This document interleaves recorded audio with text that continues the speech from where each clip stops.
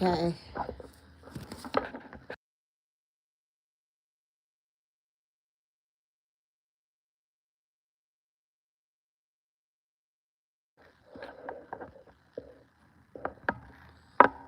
Okay.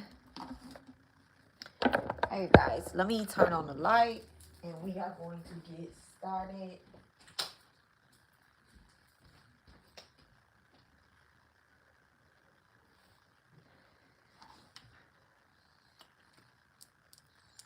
All right. So I'm talking about a little bit. I'm a lot of bit late. I'm not late. I'm actually on time. So there was a few things that happened. And let me just get this candle lit. Let's get the candle lit. Hey, thank you so much, my colleague. Y'all, I have the sun-kissed orange, strawberry orange set here for the ancestors. Okay. Fresh glass of cold water for us. Okay. 111, 1212 over here. All right. And we have our candle going or whatnot. And so, there was a few things that happened that I decided, y'all, guys, hello. All right, so I decided that I am not going to do the reading today. All right, I'm not going to do the reading today. Today, I'm actually going to do I'm gonna do an introductory to the whole full lesson. All right, I'm gonna do an introductory to the whole full lesson. I love you. You actually is the reason. Well, not just you, but something that you said, Mother Anatomy. I'm like, you know what?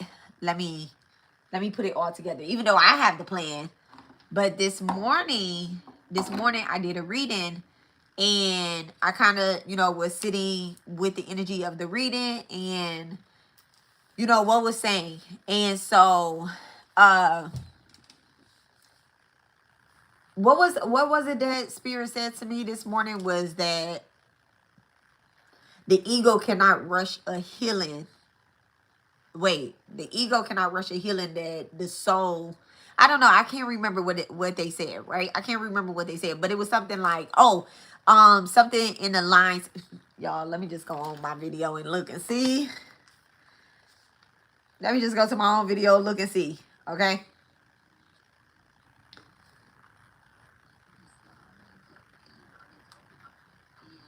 I'm gonna go ahead and do it, but I want to tell you guys what I heard was healing cannot be rushed because the ego is satisfied. Okay. Healing cannot be rushed because the ego is satisfied. That's what Spirit said. Um, Healing cannot be rushed because the ego is satisfied. So I feel the ego, okay, me. I felt as if I do have the whole lesson plan. You get what I'm saying? Like I have the whole lesson plan. But let me tell y'all something that happened, right? Let me tell you something that happened. I received 4 payments. 4 payments, okay, guys?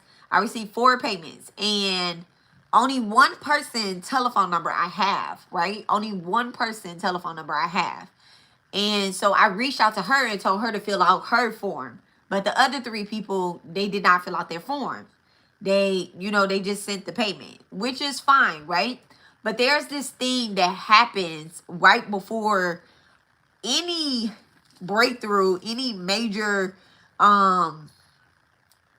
spiritual, is about to happen. There is this thing where our soul starts, oh my God, dude, am I ready to do this? We start getting triggered, and that is the ego, essentially. That is something starts happening in the body. So we are actually going to talk about all of that today. We're going to talk about that today.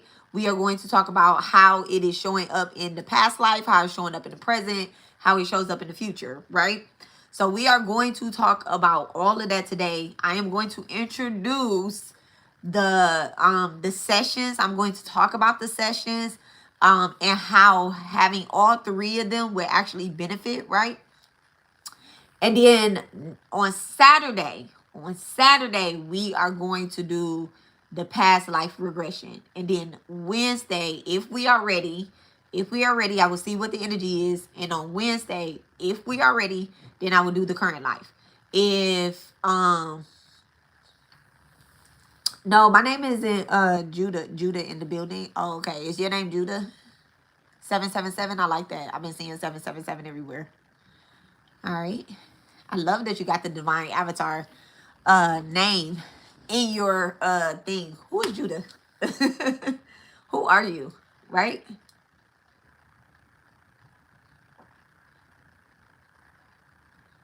And it's so funny because I was actually talking to the spirit guide of Jesus actually a few hours ago for some reason. For some reason. Look, so someone's spirit guide, one of the great masters that ever walked this earth was Jesus. And that is someone's spirit guide that is here, right? That is someone that comes here frequently, that is their spirit guide, that is one of their great masters and ascended masters and whatnot. And they were coming in pretty strong. Okay, they were coming in pretty strong. So they did have things that they wanted to discuss. We're not going to discuss that right here right now, but yeah, I don't know enough. Look, I don't know enough. I don't know enough, but we'll talk about that when we cross that path, right? That's my high priest. Okay. All right. Okay. Yeah, so anywho. So some things happened where I was I'm like, why would people just willingly send me their money and they did not fill out the Google form, right? And I'm like, you have to give me consent to do the reading. All right. You have to give me consent to do the reading, especially anybody. It's an exchange of energy, right? It's an exchange of energy. So you pay me. However, I can't just, you pay me. I can't just give you the reading without knowing like what are the circumstances that are really triggering you and bothering you. I don't want to pull all over the place. I just want to get straight to the point. You know, I just want to get straight to the point. So what I'm going to do, there's two things that I'm going to do. You guys, I'm going to put you on hold for one split second. And I need to send a text message to myself, essentially, so I can pin some things down. Okay. All right. So the thing is that, okay, so we're back on. So what I want to do is I want to go ahead and get started on this lesson, all right, where we are going to be talking about the past, the current, and the future, okay? And to the one the one that did complete their Google form, thank you so much. Thank you so much. Thank you. Thank you. Thank you. Thank you. Thank you. Thank you. Thank you. But I will be doing the reading on Saturday. Okay. I will be doing the reading on Saturday. It's very essential that you guys have your black candle. All right. So the reading and the ritual will take place on Saturday, which is actually a really great day to cut cords. All right. Saturday is Valentine's Day, which is a energetic, crazy day, right? But it's not the new moon. So the new moon is actually taking place, which is crazy. The new moon is taking place on Fat Tuesday, y'all. It's taking place on Fat Tuesday. It is the Lunar New Year as well. So it will officially be the year of the fire horse, right?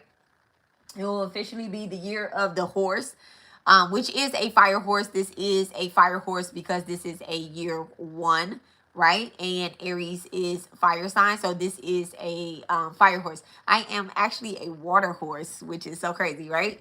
I am a water horse. And so, y'all, and then Fat Tuesday, and then a new moon on, and then also, there is a grand energetic thing. I'm talking about energetic, this thing going on with Lord Shiva. I'm super excited. I don't know how to properly pronounce it, so I'm not going to say it. And it has something to do with my practice and not necessarily anything else. So I'm not even about to talk about that. That won't be live. That's just something that I'm doing within my spiritual community, right? Not within Jupiter Occult. Okay, wait, for real, me too. Hey. Okay. So and any horses, this is actually our year. Listen, this is actually our year to get our shit together, right? And move in the right direction. So this is a very abundant year. AC. Ace. AC. He's doing something. Okay. So I'm super excited. I'm super excited. But okay. So what I'm going to do is everything is right on time. What I'm going to do is I am going to start the initiation. Okay. We are going to start the initiation, the opening or whatnot. I am going to teach you guys about past, present, and future timelines and energetic cords and how we can untangle those. Now, again, I'm not going to break down the whole full lesson because what I want to do is, well, I am going to break down the whole full lesson. Let me tell you that. I'm going to break down the whole full lesson, but when I do the readings, I'm going to individually, I think I'm getting the hiccups, right? I'm going to individually read everybody's questionnaire. Not out loud. I won't say your answers out loud, but I'm going to read your questionnaire. I'm going to channel on it, and I'm gonna meditate beforehand. Hopefully everybody gets it in on time. If you get in on time, it's absolutely great because I get to meditate longer on it. Get it in ASAP. I get to meditate on it longer and I can see things. So I am actually a seer, right? Where being a medium and having a spirit guide that kind of takes me traveling, it's I can see past lives by actually being there, not seeing like that I was there, but I can see.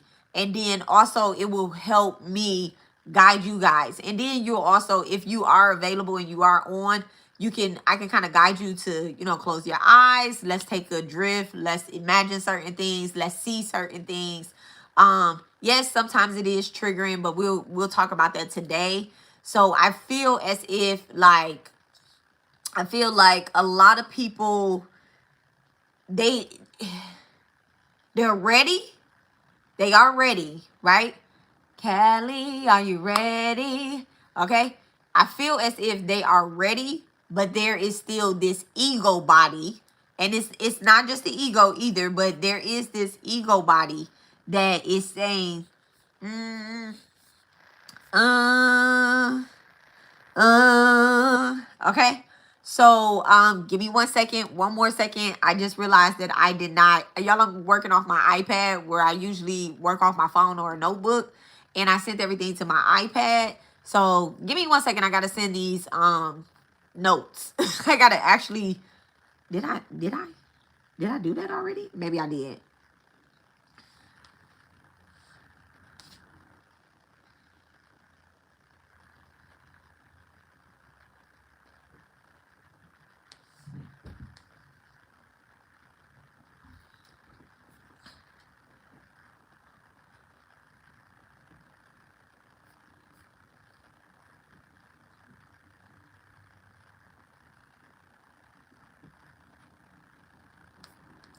I thought I sent them, but maybe I didn't. I thought I airdropped them to myself. So give me 1 second, guys, okay? Okay. All right. So now I have them. Okay. So we are going to go ahead and get started. So first, what I want to do, like I said, I have the water. I have everything set up. First, I want to get all these cards off of my desk.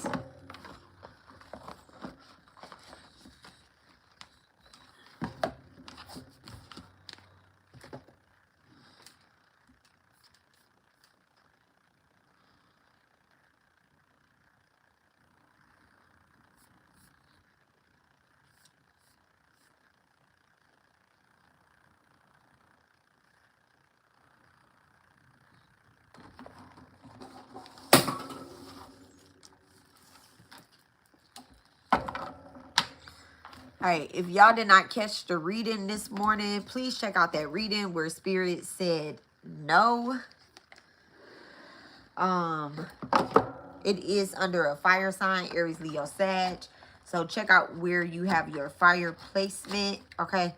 Check out where you have your fire placement, and that will show where things are showing up. It did have a lot of Virgo mercurial energy. Let me say mercurial, okay? Because it was a lot of 6th and 3rd house energy. So these fire signs could be in your 6th or 3rd house, or it's showing up in your health, your communication, your brother and sisters. All right, and let me see what 3rd house is. Okay, the ability to think, neighbors, transformation, communication, cousins, debates, early education, and all of that good stuff. Pets are also in the 3rd house as well too. So you could be receiving communication through your spirit animals. All right, here you go, your cards. Mine. This is one of my favorite decks. Y'all rarely see me use it, but it's called the Mother Piece deck. Oh, okay. Yeah. It's one of my favorite deck of cards.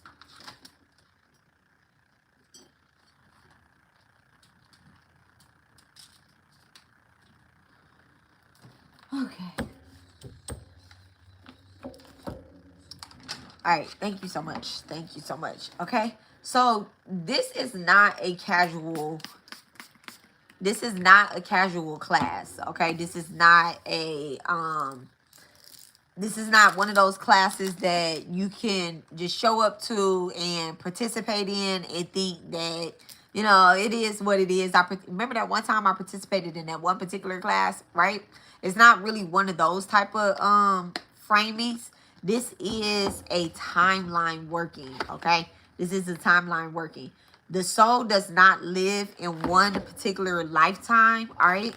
So we have this, you know, sometimes people do not think about reincarnation the way that it properly should be framed, right? They think of it as, oh, I'm stuck doing this job. But to be a human and to live this life as a human, this is actually a blessing, because we have the gift of emotions. We have the gift of like being able to feel love, have anger, to actually correct, okay? To correct. And a lot of to correct, to create, to build, to affect another person, right? To help another person, to love, all right? A lot of souls are waiting in line. A lot of souls are waiting in line to get a human body. So one of the biggest blessings that we have is being reincarnated, okay? Some people, you lose their ability. Some souls lose their ability to reincarnate, okay? Let's think about the demons, all right? Some demons will never have a earthly body. They know that because they have done something, or they were just born that way or created that way. And this essentially is why they bother mankind so fucking much, right? And so we actually have the gift as a human to chin check ourselves, right? To do something. So there are essentially a lot of souls waiting to take our place, right? If we fuck up, all right? If we choose not to have this body, you know? So every day we're making a conscious choice to do something, to heal. Every single day. Every single day.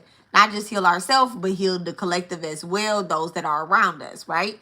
So the soul moves through cycles, contracts, and consequences. What you experience now may come from your past lives, ancestral memories, present life trauma, or future timeline fears, okay? Today, we are not just talking about healing emotions. We are allowing the Divine Mother to correct distortments in our soul's timeline, okay? In the past timeline, in the current timeline, in the future timeline, okay?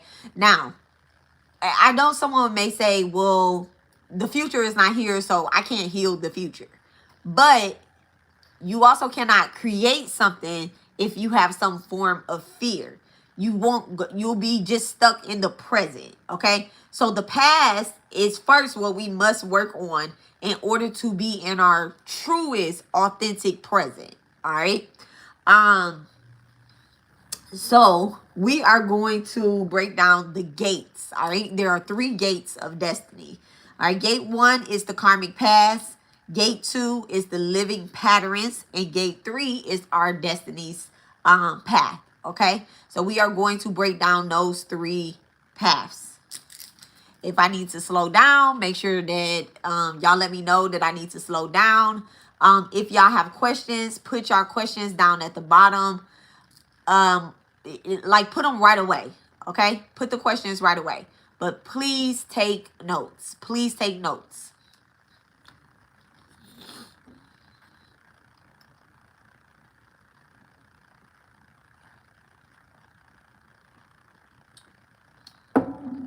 I need some water.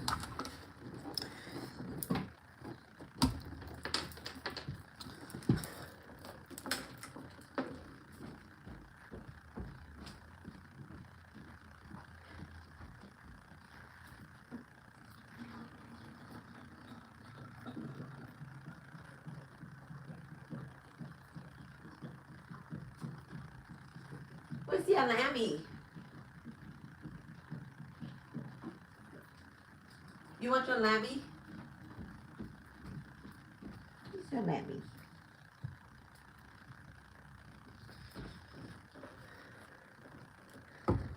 I bought Ace of Lamb. Okay.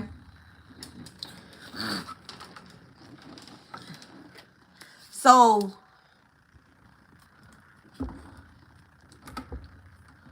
what is a timeline not, right? So on one particular live, I showed you guys that this extension cord is going to represent our life, right? This extension cord is going to represent our life. So we have the future, right? Actually, the future right here, the actual plug that goes into the wall. We have the current, which is the cord itself, right? And then we have the past, which is the little socket, right? This socket plugs, other plugs can plug into this, right? From other past lives that we've lived, right? And so essentially this is, I just called 1111 on my air fryer. That's okay. So we'll look at 1111 and 111 as well as 5. Okay. And so this cord essentially represents our whole life, right? So we have these timeline knots, right? Let's start with the past. All right, let's start with the past. We have the past, which is unfinished emotional energy, right? Unfinished careers from the past. All right, so we have someone that may have been sacrificed or that died, never got married, never had children, that may have had a lot of children and they were not able to see through to their birth. Okay. There is, you know, there's like suicide that may have taken place in the past, you know, unaliving yourself. There is like a car accident that may have happened, right? There is a early career finish, right? There's a early career finish, right? So we have all of these knots, right?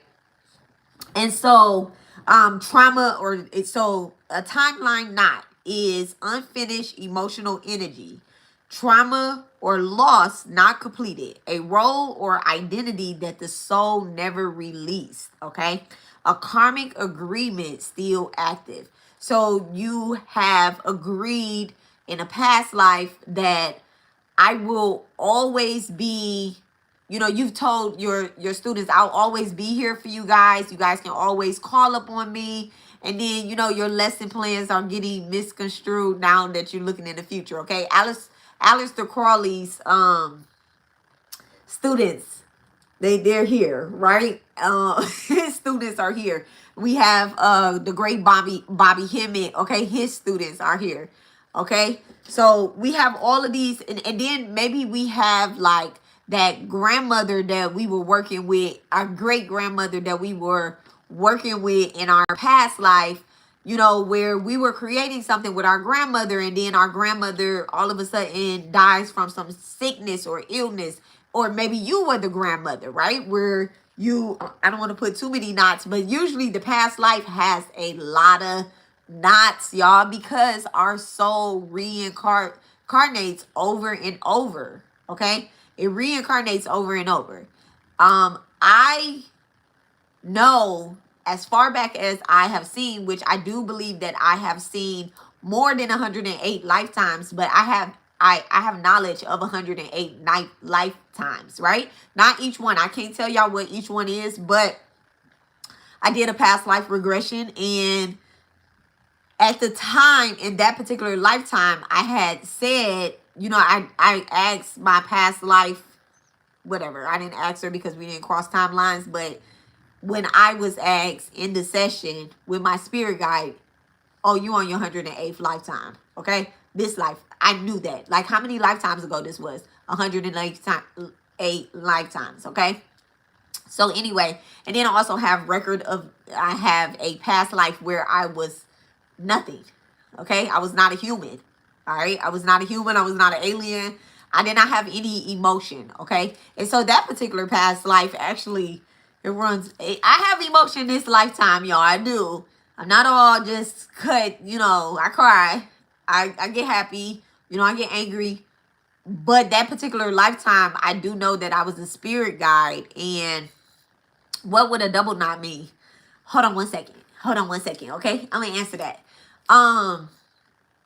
That particular lifetime, I was a spirit guide to someone or a family of some sort. And I just was like, I don't care. Y'all need to do this. Okay. She is not stoic. Okay. Y'all don't care. Y'all need to do this, you know? And so this particular lifetime, being a human spirit guide, being a star seed of some sort, right? You know, Archangel Metatron and Archangel Metatron just has taught me a lot. And he too was one of the archangels. There were two archangels that actually incarnated as humans, so they do have emotion. Archangel Michael has never been a human. He does not give a fuck about our emotions. He just comes through with his sword and say no. Okay. And they also do not relate to any type of religion or pantheon or anything like that, because I do know in my past lives I have practiced multiple religions. I have been initiated in multiple cultures and went through a lot of initiations and stuff. Okay. So anywho, so someone asks, what does a double knot mean? Right? That means that two past lives are running at the same time. Okay. That may mean that two or more past lives are running at the same time. So you may have a particular pattern showing up in your life, a karmic pattern that's showing up in your life. Not only do you have a fear of commitment, but you also have a fear of having children, okay? Because you have lost your children. Because so you just be like, I'm not even about to be in a relationship, because if I get in a committed relationship, then my person might want children, then I have to give them children. So I'm just gonna be a player out here. So you have a karmic knot where God has told you that your bloodline must continue on. Your spirit team has told you that your bloodline must continue on, that things must happen, but you like, I'm not even about to get in a relationship. So you start doing things to destroy your current manifestations. But when spirit tells you that success comes with partnership, you like, I can do this all by myself. INDEPENDT, it out here, you know, and you just start moving opti, this is keeping you from a divine inheritance. Okay, that is what a double knot or multiple knot showing up in your life looks like. Okay, so these knots show up as repeated relationship patterns, irrational fears, chronic abandonment or grief, overgiving or martyr patterns, feeling stuck in the same life lessons over and over and over and over again. It does not have to be the same life lessons that show up in a relationship. It could actually be you scared to leave your job. You get BS jobs that do not put you into a leadership role because you feel as if you are not ready. However, you have been in that career, you have been at that job, being a cashier for 25 years when you can run the whole store. Where you essentially, there was this movie that I seen. It was with Keke Palmer and I think it was like Today's Gonna Be a Good Day. I don't know what the name of the movie what's her name? God, she's such a good singer. Keke Palmer and Broken Clocks. I don't wait. What is her name? The one that sing the Broken Clocks. Oh goodness. And she also got a song called Drew Barrymore or something like that. I cannot think of her name right now. But her and Keke Palmer, SZA, her and Keke Palmer did this movie, right? And Keke Palmer had been at this job working in a diner when she could run a whole diner. And she was going after this job with corporate, and then it was a whole karmic cycle that I was seeing playing out, right? And me being a spiritualist and who I am, I'm kind of just like, oh, this is what's happening. This is what's happening. I can see the karmic patterns of her past life taking place where she had to untie certain knots, okay? Even the fear of a relationship, she was projecting on like, oh, this man is a killer. He was in jail or whatever the case is. And come to find out he was a fireman, okay? So it's like we create these scenarios, these playouts of what could happen. Now, I tell y'all, these actually show up right before a breakthrough. When you are untying these knots, essentially, we don't see where we are. We don't see where we are. Okay, so we have 1, 2, 3, 4. We have 5 knots in our past life. In the current life, we just have 1. Oh, wait, hold on. I'll put that in the future, baby. I'll put that in the future. Okay? So,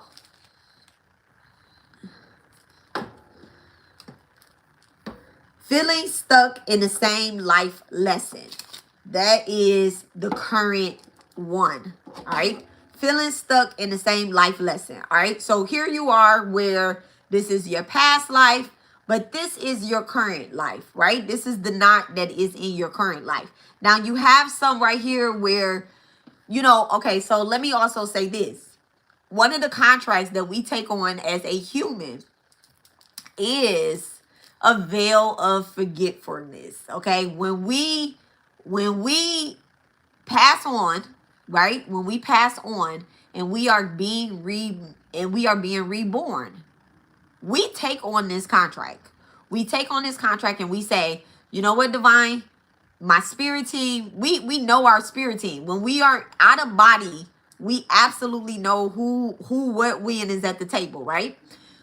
We have this meeting. And you know what's crazy is that I knew about this meeting, but I did not know about this meeting until I really connected with my spirit guide, Sakai, right? When I connected with my spirit guide, Sakai, my baby, my high vibrational ancestor, my star seed, my twin, right?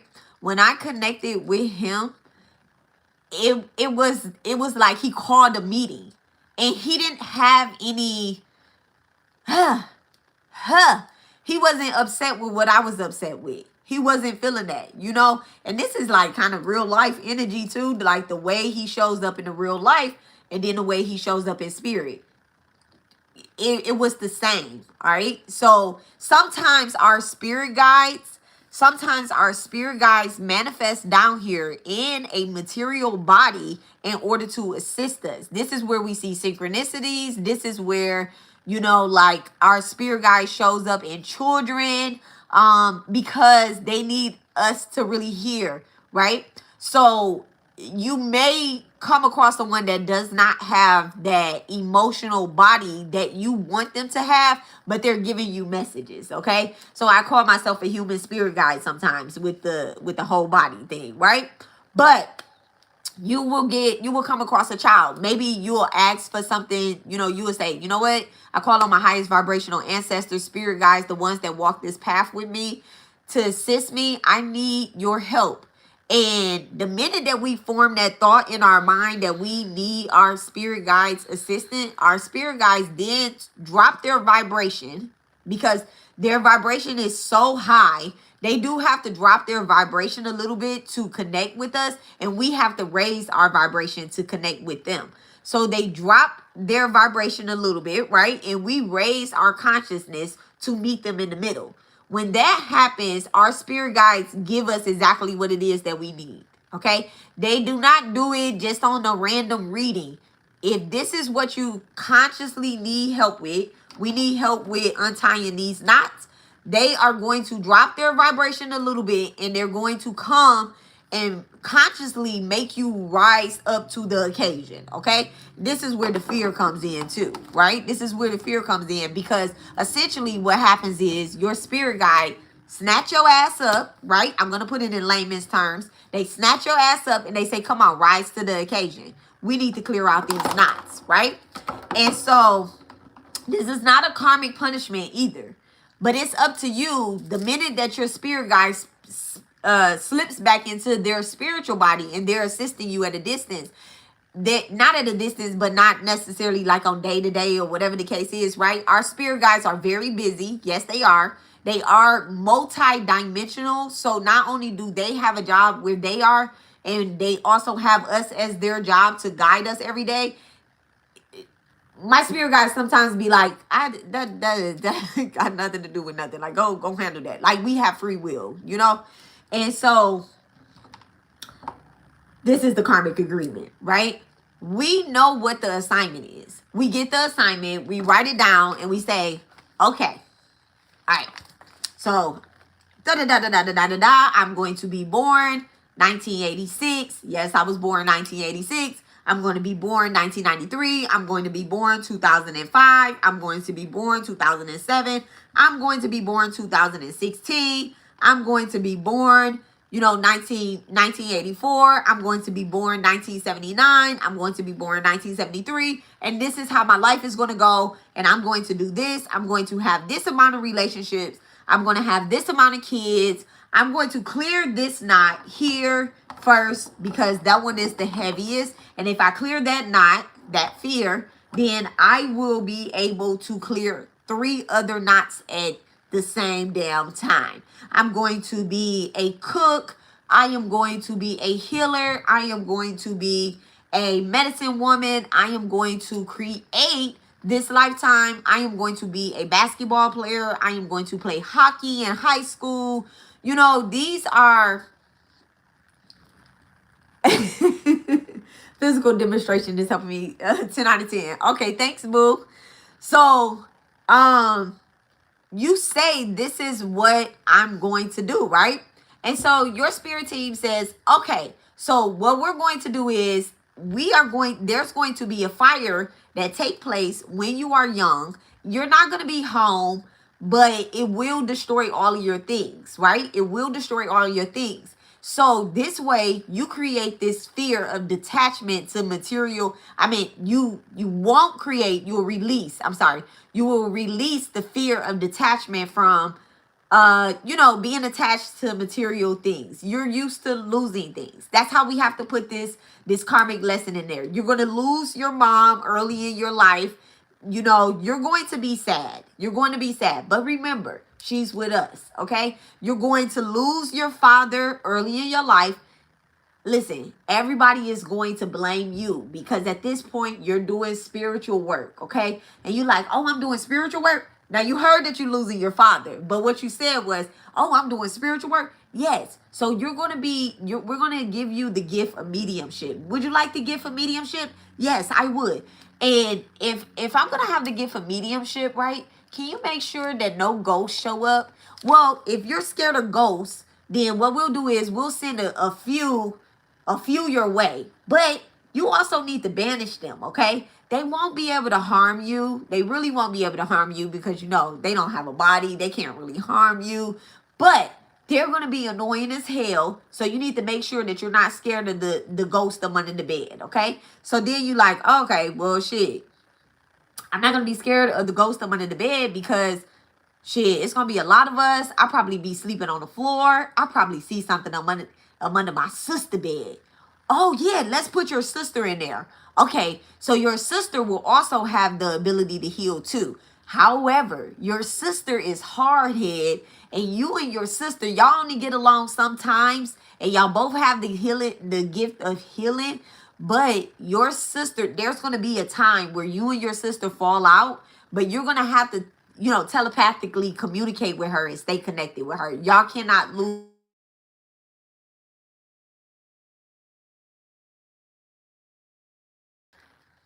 Okay, we're back. Let me put my phone on Do Not Disturb. Okay. So they're going to say, listen, you and your sister, y'all need to remain connected because y'all are going to lose your mother and your father. And y'all are actually going to be the generational curse breakers. But what you're going to remember is you're going to remember how to always connect. We're going to make sure that you get that gift under the way, by the age of 12. Is that okay? Can y'all make it 10? Like, can y'all make it 10? Like, let's just bring this in. And they say, well, let me see. Yeah, we can make it 10. We can make it 10. So you want to go through some of this stuff early in life? And they say, yeah. Right? And y'all start checking it off y'all list and with your spirit team. This is the contract. Y'all read over the contract together, right? Remember, this is in between each death. Each death that you've experienced in these lifetimes, right? These are all karmic debts right here. So y'all read over this contract before you get to this present, 2026, right?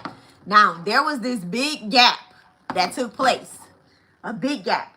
Time is not important to the spirit realm, right? But to you like, damn. Some people feel like an old soul. Here. So y'all read over all of the contracts or whatnot, right? You read over all of the contracts. You're like, okay, y'all go through all of this. They give you your whole timeline. Y'all went through it all together. You agree to it. You take your pen. You're like, I'm ready to be reincarnated. I can do this. I know that it's my time. I'm about to check all that shit off. They say, okay. So you're going to be born to this family. Are you good with this family? You like, shit, yeah.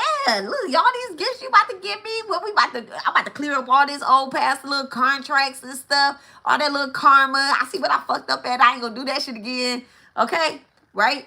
You're saying that. Y'all keep looking this way because I can kind of see something happening here. But thank you so much, Divine. Please protect me as I channel, right? And so you say, okay, that's cool. You put your little pad away, right? Your checklist. They file it with the Akashic records, the record keeping angels, and they say, hey, she went over the terms and conditions. It's filed. Store this in her Akashic records, all right? And when she come back, remind her when she come back, hey, remember you're going to have the gift for looking into your Akashic records because we all do, right? And when she come back, remind her she signed this. She put her name on the dotted line. She said she was going to do this, right? He said he was going to fulfill this life contract, right?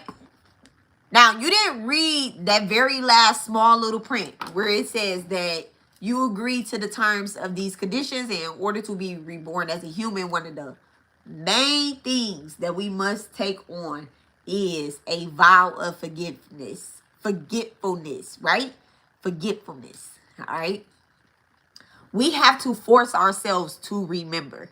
The Bible even says that we all have spiritual gifts. That's the fine print. Absolutely, the fine print.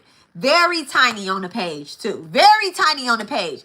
But there, in one of your lifetimes, you didn't read the fine print. In some of these contracts that we took, we did not read the fine print. Even that with our spirit team, we did not read the fine print, right? They like, hey, abracadabra, you got it.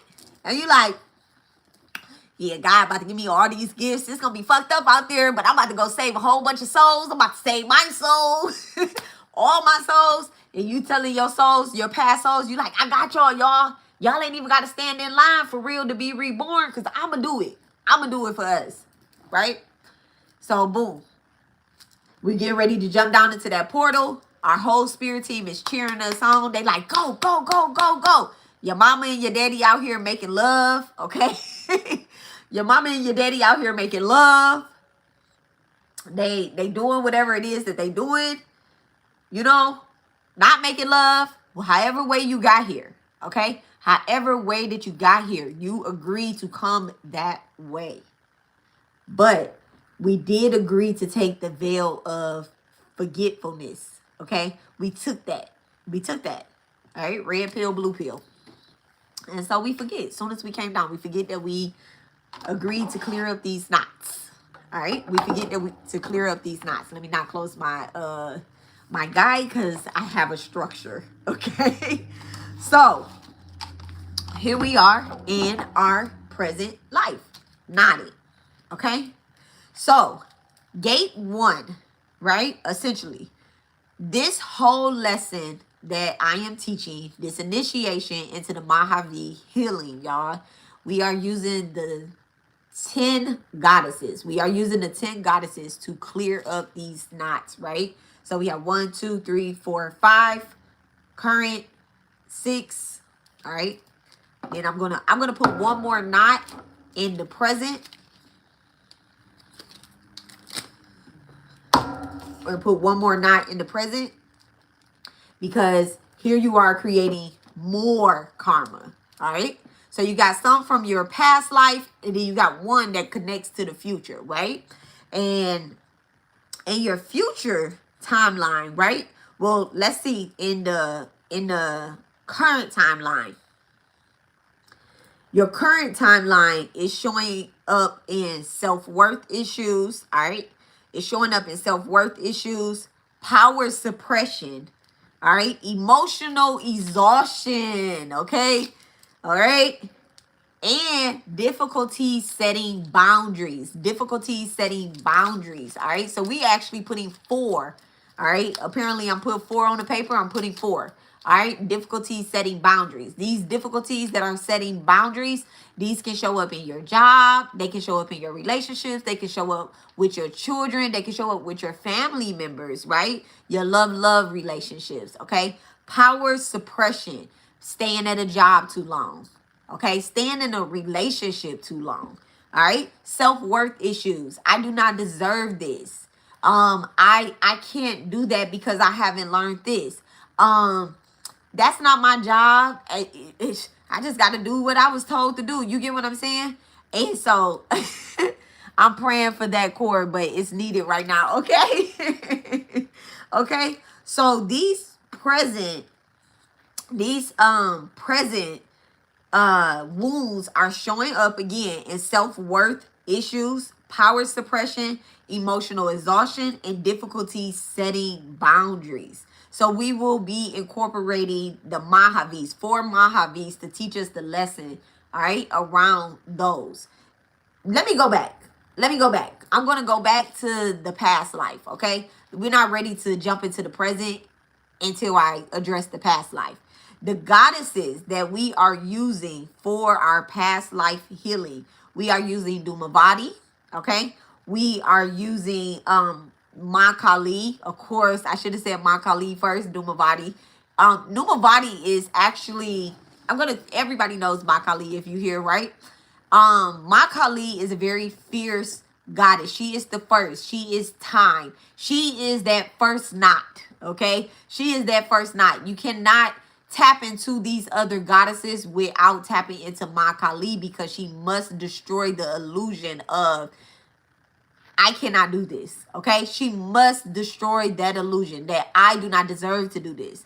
I won't do this. Okay. That is the reason why a lot of people sent me their money and did not fill out the questionnaire, because there was some form of fear that she's just going to know. Let me make her do the work. My colleague literally makes us clear out our own karma. Okay. So my colleague is the karmic contract all around. However, we do need the other Mahavis to clear this work. Okay. So Dumavati, she reveals the grief, all right, the loss, the actual wound. She reveals that. All right. Chimanista cuts the survival identity that I need to do this, or I need to hold on to this cycle, this hurt, this pain. I need to not forgive anybody. She literally cuts that survival identity. So that wound that Chimanista cuts, it is ego, but it is also that I'm never going to let anybody hurt me again. You cannot say that. You can't say you're never going to let anybody hurt you again, because the person that hurt you, or the people that are hurting you, they are the ones that are responsible for themselves. You're responsible for yourself. So if someone else hurt you, or someone else does something to you, how can you say that you won't allow them to do it? That's almost like me saying, in the past life I was shot, I was killed, right? And I'm going to talk about birthmarks. Okay, y'all, please remind me to talk about birthmarks, because there are two birthmarks and scars. There are two things that are portals, multiple things on our body that are portals, right? And so essentially, y'all, I have this scar. I wonder if I can show it to you guys without showing my nipple. So I have this scar right here, right? In a particular past life, and I got this scar. I got this scar right as I was learning to cook. Okay, right as I was learning to cook, and I just was talking to someone. I've not always known how to cook. I'm a great cook now, right? And right when I was doing Matanji's lessons or whatnot, I got this scar on my body. Now, in a past life, I got my chest blew in inside of my restaurant that I was opening. Okay, I got my chest blew in. That scar is a portal to my past life. When I look at this scar, I had to send light to this part of my body, because essentially I'm like, damn, they got me. You know, like they got me again. I had to start sending light to that part, right? In another past life, I was shot in the head, right? So I have a birthmark right here. I was shot right on the side. Boop. This is my birthmark, okay? So this right here was another portal. And it's so funny, I don't remember exactly where, what, when I was shot, right? I didn't channel. I don't like seeing myself killed in my past lives. I really don't. I don't. But when they come, they just come. And I'm just like, what else is, like, what was happening before that? What did I do before that? You know? But I don't like seeing myself in that particular energy. I don't like seeing nobody being killed in their past life. But it's something that we have to heal, because it keeps us in a fear state of mind, right? This is shaped like a chicken. I don't even eat chickens this lifetime. So I don't know if I died on my farm or what, okay? But this is not, that's what my past life, I'm going to see if that comes up, because it's been multiple times dealing with food, or dealing with food, or a business around food, where I have been unalive. In this particular lifetime, I am hesitant to start my food business. I want to clear that up, okay? I want to clear that up. I'm going to clear that up. I am going to open my food business. Mine, you heard me. I need your help, okay? I need your help. So that is something that, you know, here we go, right? So birthmarks are on your body. Take a look at your birthmark. And when you guys fill out the Google form, put that in the Google form somewhere, okay? Put it somewhere so that I can know, and I can see where we need to send light to, okay? In order to heal the past the past life. Okay. Wow, I have a scar on my face because an old BF was jealous.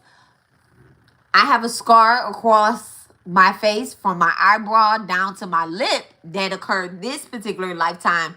And when I tapped back, Ursula Dontor actually did like this. And, you know, she sent the energy. She sent the energy to my face. Then I started to heal that. Okay. So again, these are things that we are going to use the goddesses to help us heal. Okay. Um, so Kali.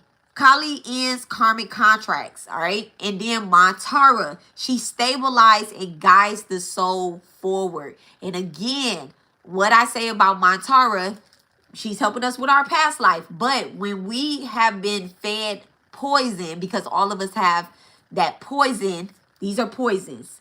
We have that in our body. It is Mantara who breastfeeds us, who nurtures us, and restores our body. Okay, so one, thank you so much, Mother Anatomy. I love you so much. I promise you I do. One, Mankali. Two, Dumavati. Three, Chimanista. And four, Mantara is whom we are going to use in order to clear these past life cords. Okay, knots. All right, so once we get through those, right, then we have 1, 2, 3, 4. Wow, wait. Okay, maybe I have too many knots in the present. I got too many knots in the present. I'm not even trying to get to the future, y'all. I put too many knots in the present. We're gonna clear up some of these. Even just showing up, we're gonna clear up some of these. Okay, we are going to clear up some of these. So again, your present life wounds, they show up. All right, so we have the 4 goddesses and we have 4 knots, and then we have 4 present life knots, right? Self-worth issues, power suppression, emotional exhaustion, and difficulty setting boundaries. Okay, so these Mahavis, these great goddesses that we are going to use, is we are going to use Lalita Tarasadora, right? We are going to call her Lalita. Okay, we are going to call her Lalita. Okay, Latali. All right, she is the Sri Yantra. Everybody has seen this somewhere. All right, everybody has seen this somewhere. I don't have her statue over here anymore. I actually have it on my altar. But we have Lalita, who restores harmony and worth. Okay, Lalita, who restores harmony and worth. Then we have Bunavishwa, right? She expands our emotional space. So Bunavishwa is solely, she is the womb, WOMB, of creation. Okay, we are first born inside of the womb of creation. So she is who is going to restore our soul from the very first knot that we untangle. Okay, Makali, she is going to cut it out, and then Bunavishwa is going to essentially fill it up with space. All right, so that we can expand into our future. So we can expand into our future. Now, my favorite, Matanji, right? Matanji. She heals our voice and truth, okay, of who we are. She heals our voice and our truth, okay? She is also a creator goddess, okay? She is the one where you say, I love music, I love writing, I love exploring, I love traveling. I want to be a travel agent. I want to be a anything. I just want to be. I want to be something, and this is what I want to be, right? She is the one that says, why aren't you doing it now? If you could do it, why aren't you doing it now? You say, I can't do it, but we are going to release that I can't, okay? There is no can't. What did we say? Yes, Lalita. There's no can't in the man's vocabulary, okay? That was the best line in Love and Basketball, okay? That was the best line in Love and Basketball, okay? There's no can'ts, okay? Now,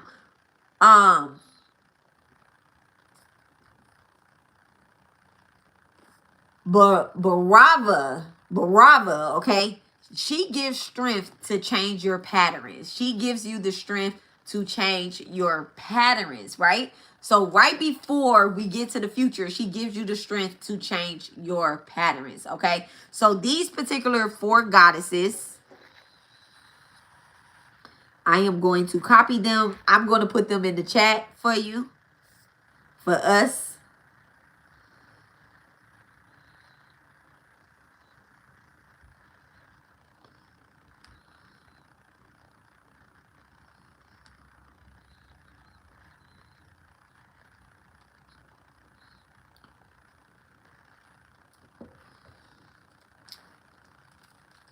Ha!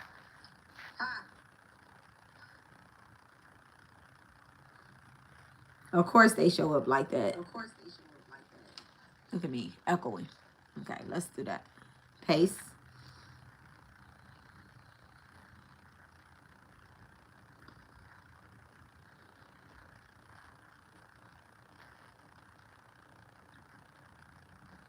Still showing up like that.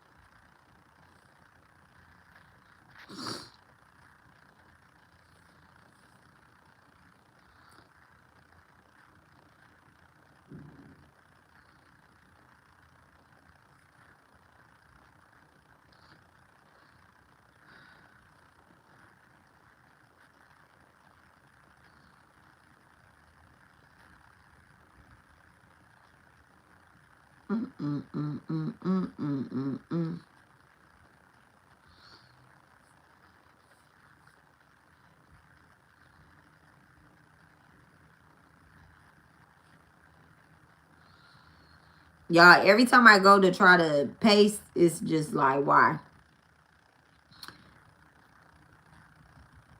I keep swiping out of the video and then my comment go away, but it's okay. I just gotta slow down.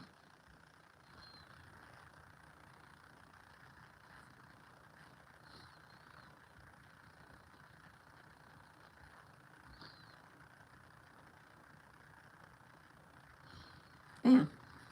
Okay.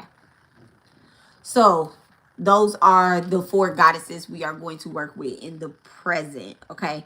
Now,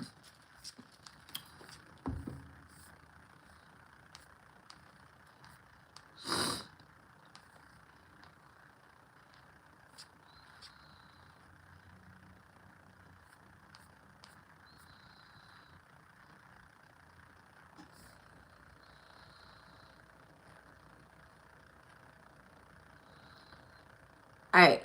So now from the present, we move on to our future timeline, right? We move on to gate 3. All right. Remember, we have 3 gates in total. We have our past life, we have our current life, and then we have our future life. All right. So gate 3, this is future fear. And yes, it is real. It really does exist. Okay. That keeps us in a current timeline. Okay. Something that someone asked me was, are we jumping, like, how do we jump timelines? How do we upgrade our reality? These are questions that I get. How do we upgrade our reality? How do we go through awakenings? Okay, how do we actually go through dark night of the souls? Now, once we go through a dark night of the soul, doesn't mean that you have ascendant or awakened, right?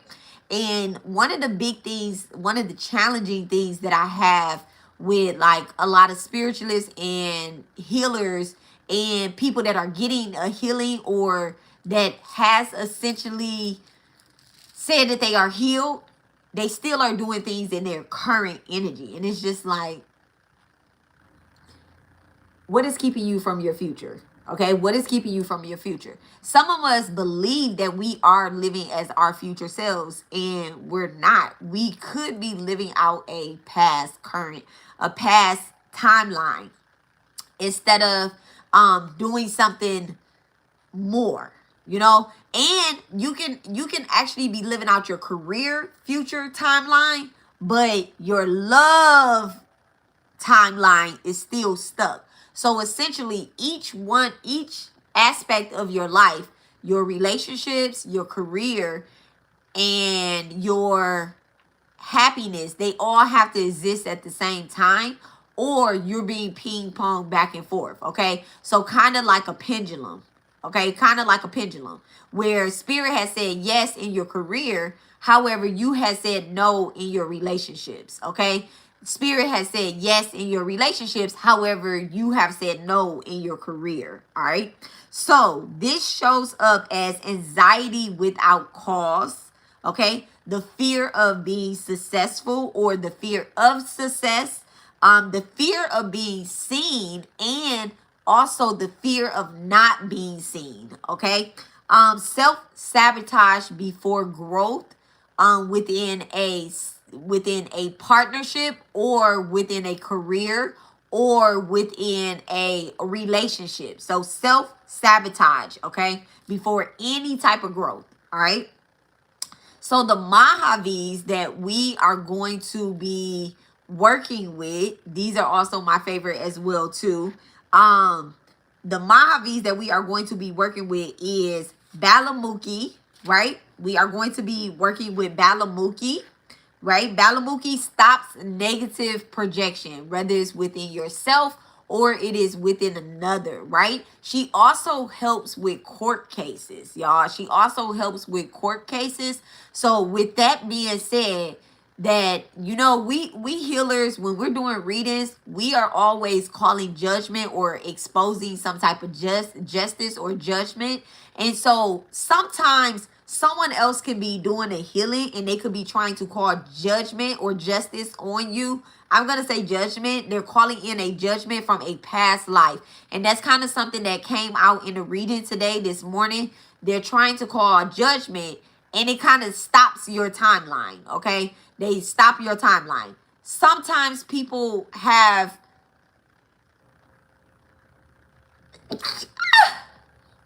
thank you so much, Divine. God bless me, right? Give me 1 second, y'all, because I'm starting to have chills on my body as I talk about this future. So give me 1 second. Let me get a jacket. Let me get a jacket. Let's just solve this problem now.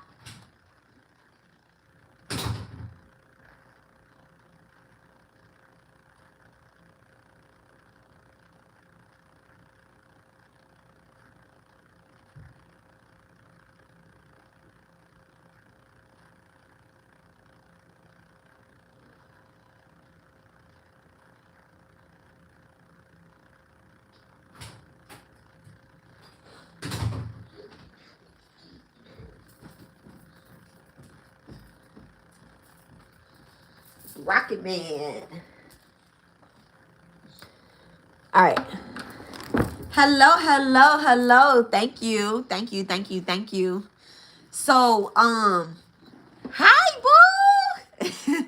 So, essentially what could happen is that someone could be calling a judgment on you from your past life, right? They could be saying, you know what, anybody that has hurt me in a past life, let them experience this or experience that. There are witches and warlocks out here, right? But we ain't gonna get their ass too much time or attention. But they do that, right? They do that. So when they do that and you are actively trying to have something for your future, all of a sudden there's a court case that's happening, right? All of a sudden there's a court case that's happening. And let me tell y'all how these court cases manifest in our real life or in our past life. You do not know why something has happened to you, okay? There is a court case that is happening, right? And you're like, I don't know why this is happening to me. I'm trying to be a healer. I want to heal. I want to get past something. I want to have this business. But everything keeps happening for a reason. It could be because there is some type of knot to someone that you are karmically, and I'm saying karmically not in a bad way, y'all, but y'all are karmically tied together. So with you being So let's say you have a twin flame, right? You are in connection with your twin flame, high level soulmate, husband, wife, low vibrational soulmate, whatever the case is, right? Y'all get married.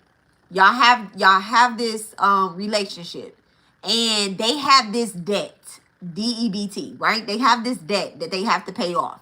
And now all of a sudden, their debt becomes your debt as well too, right? And you like, damn. But you like, I know this is my person, but because they have this debt that they have to pay off, you are not solely responsible for it, but you have to help them with it. And so this puts a bump in your timeline, okay? It's showing up in your current, but it's affecting your future because you're like, why you ain't tell me you had this debt? Why I gotta help him do it, God? You get what I'm saying? And so what we want to do is we want to protect and align, okay? We want to protect and align. There is a reason why we meet certain people. There are a reason why certain things happen to us or whatnot, right? So the future timeline that we are going to be working on, it's not to erase any type of karma. It is to help the soul complete it, okay? It is definitely to help the soul to complete it. So the Mahavidyas, the goddesses that work with those is Balamuki. Again, I told y'all that she is great with court cases, all right? She does not help you ignore it. She does not help you win it where it's not justified, but she does help you get through it. And let's say you were supposed to pay thousands of dollars. It's a blessing to be, they like, you know what, you just owe 200. Okay, you know, she's kind of that settle out of court. You like, oh, okay, I did that. You really did. You take accountability. It happens. Okay, it happens, and y'all settle out of court, right? So you have Balamuki, the one that stops negative projections. Then you also have Tara again, y'all. We are going to be working with Tara twice. The reason why we are working with Tara with our future is because she is going to guide us through our unknown paths, okay? She is going to guide us through our unknown paths. We know what we want. Again, I want a kitchen. I want a kitchen. I do. But because I took that, I didn't read that fine print where I don't know how I'm getting a kitchen. I ain't selling this ass. That's what I'm not going to do, right? I don't know how I'm getting a kitchen, but I'm going to get me a kitchen. So it's my Tara that actually guides us through that energy. You don't know how you're going to build this business. You don't know how you're going to build this house. You don't know how you're going to get that car. You don't know how you're going to get from A to B to C all the way to Z. But you know that you're getting there because you cleared up these knots, right? And so it's my Tara who guides us through the unknown paths, all right? So that is one knot there, right? Now, I love mine, right? I love the Divine Mother. I love God so much. And this is the thing. This is the thing. People will say you have to be broke. You can't have no money and believe in God. You need to release all of that material stuff. Listen, God did not create us. We did not take that. When we was checking off our list, it was money on there. Okay. Spirit said you was going to be born into this family, particular family. Some of y'all was born into money, but some of y'all wasn't. You know, I wasn't born into money. Okay. They had some money, but they did spend the money, okay? Now, in one of your past lives, you may have taken a vow of poverty. Remember? A vow of poverty. We talked about that before too. Where you said, I'm not going to have an attachment to material stuff. So I don't really need the fancy cars. I don't need the fancy house. I'm okay with all of this, you know, not being brand new. You know, I don't need that. I just need a car to get me from A to B to C. That's not what Spirit said. Spirit said, if you get this far, you deserve what it is that you truly want. What does your heart desire? If you can have that job that pays $75,000 a year. You know what? You can have that job that actually pays you. You can have those career. Your kids can be blessed. You can have that closet that looks like this. Not too much, you know. Not too much, as long as you give some form of charity. You pack up your old stuff and you give it away to people. You get what I'm saying? People that need it. You're out here, you can have an abundance of food in your refrigerator without being on government assistance. It's nothing. You get what I'm saying? It's nothing. You don't have to have all of these people in your business in order to have this. You just need to have one person, God, in your business, y'all. One person in your business. I'm telling you. All right?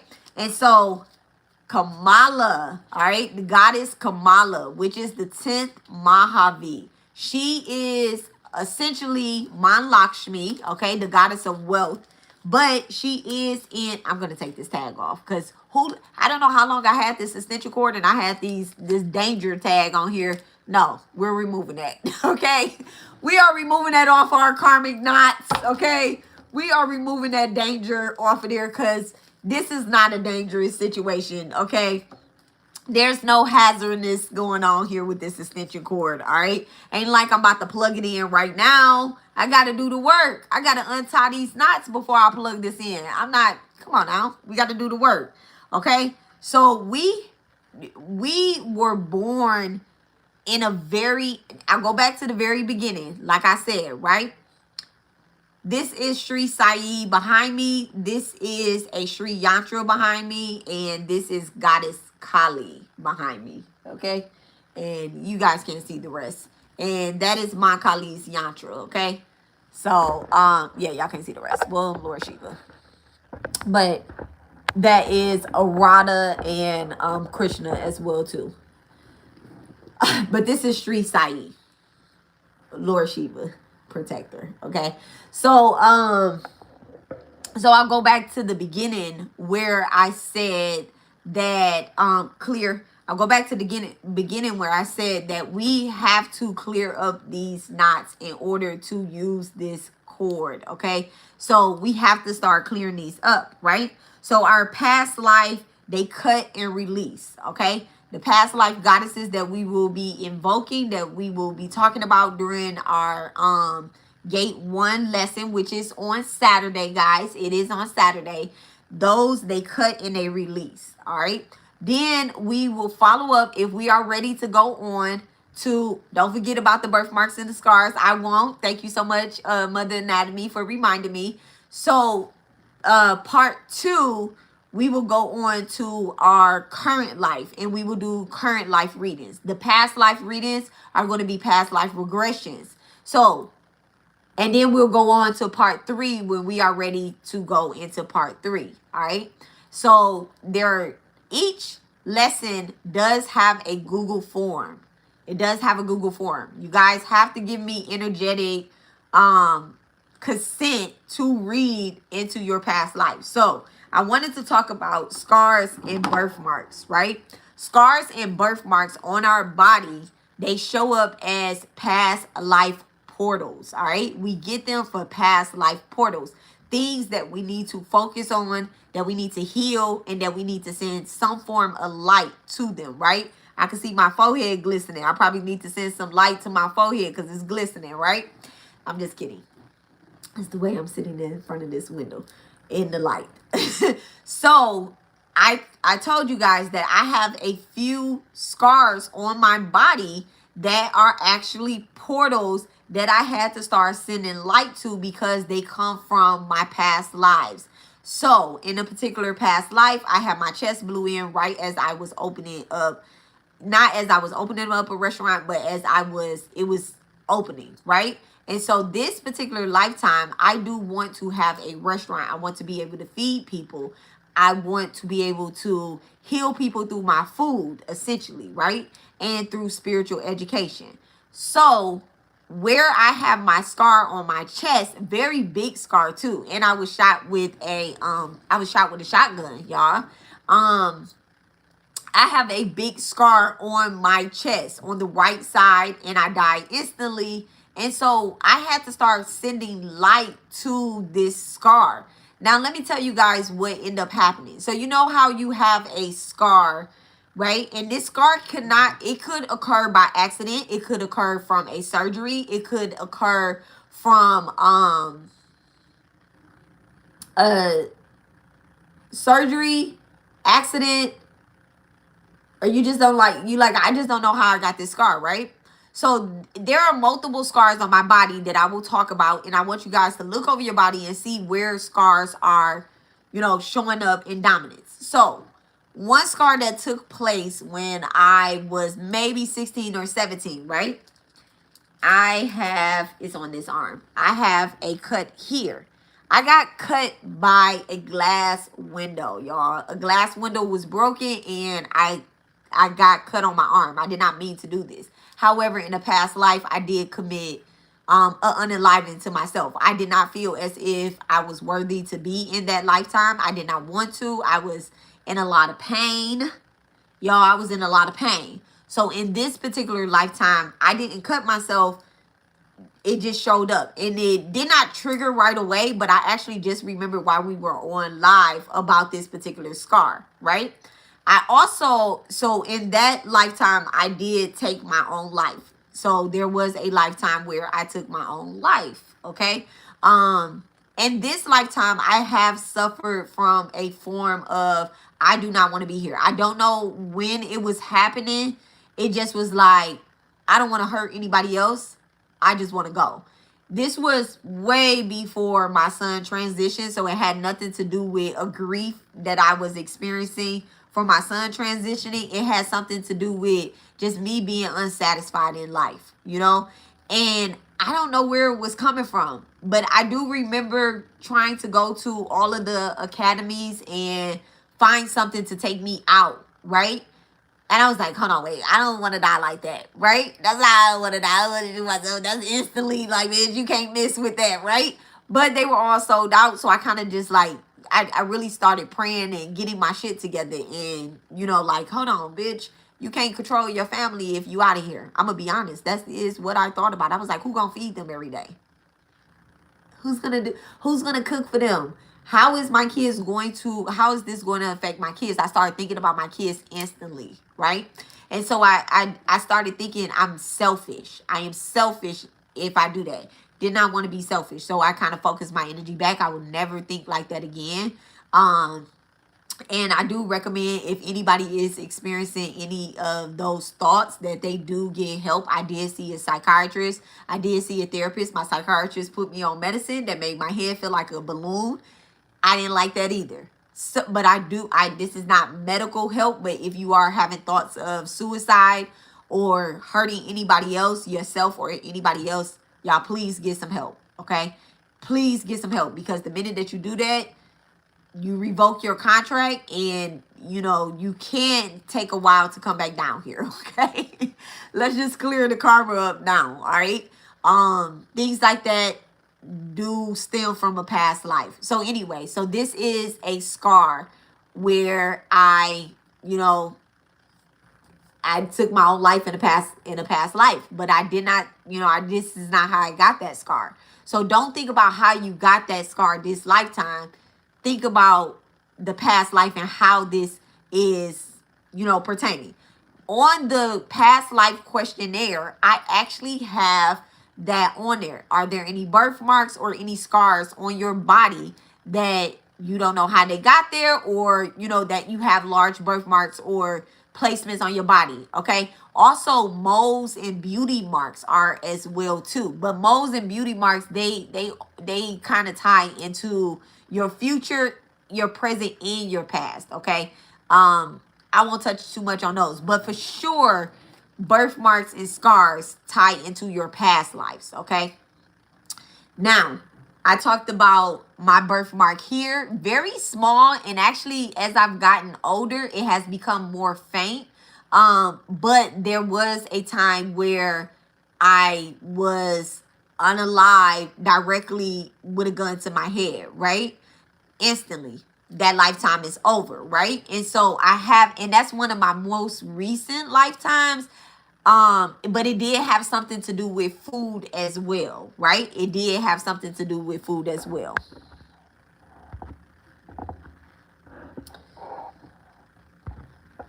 I'm going to put you in timeout just for 30 minutes. You come back again later, okay? Come back again later, or just sit here and be quiet and take notes, okay? 30 minutes. You in timeout for 30 minutes.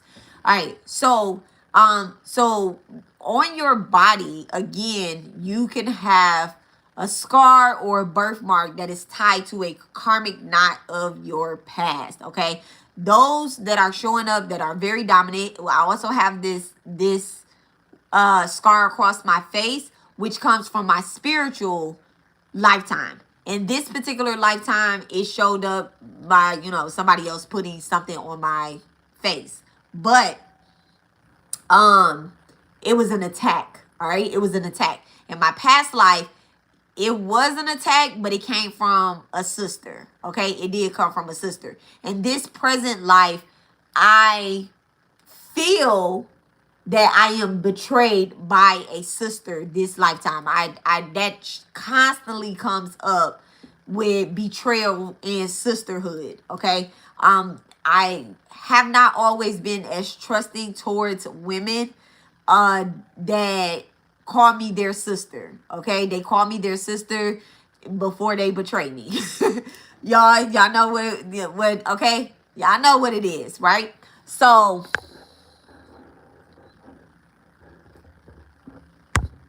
okay. Yeah, we READ, okay? READ. Read. REED is a name, that is a noun, that is someone's name. So make sure that you proofread before you correct someone, okay? So it's a trigger word at this point, okay? It is. So that is things that could be showing up about, birthmarks and scars on your body, where spirit is actively materializing certain things within your human form so that you can heal. All right. So if you guys have any questions or concerns about a birthmark or anything like that, y'all make sure that y'all fill out the Google form. So what I want to do is, what else do I want to talk about? Okay. So that is what we are going to be clearing up in the gate 1 live, and the regression reading and ritual. Okay, that is what we are going to be clearing up and addressing, right? I also want to address certain things because like I said, I did have people pay for the reading and the ritual, but they did not fill out the Google form. 4 people paid, but they did not fill out the Google form. Both are required, okay? Payment is required, and then also the Google form, okay? We will not be doing a ritual without the Google form. How I'ma know it's you, okay? And I ain't just pulling energy out the air. We really channeling here, okay? So these are the 6 main reasons for resistance. I wanted to talk about that. Okay, 6 main reasons for resistance when it comes to our soul healing, when it comes to jumping into our current timeline and jumping into the future, and like just clearing things out. The very first thing is controlling ego. Okay, controlling ego. The ego is a controlling part of our identity. Okay, it tries to sabotage change because it perceives it as a threat to control you. Ego. All right, it perceives any type of change as a threat to control you. So if I trigger you, it is your ego that goes against me because you think that I am trying to control you. Someone is trying to control you. When someone, that is the main reason why we resist change. That's the main reason why. Okay, so this is the future, this is the past, right? And we have these 4 knots from the past. The ego existed here, okay? In the ego. Biology, negativity bias, okay? Humans are biologically programmed to prioritize danger. So I'll give you guys an example, right? You're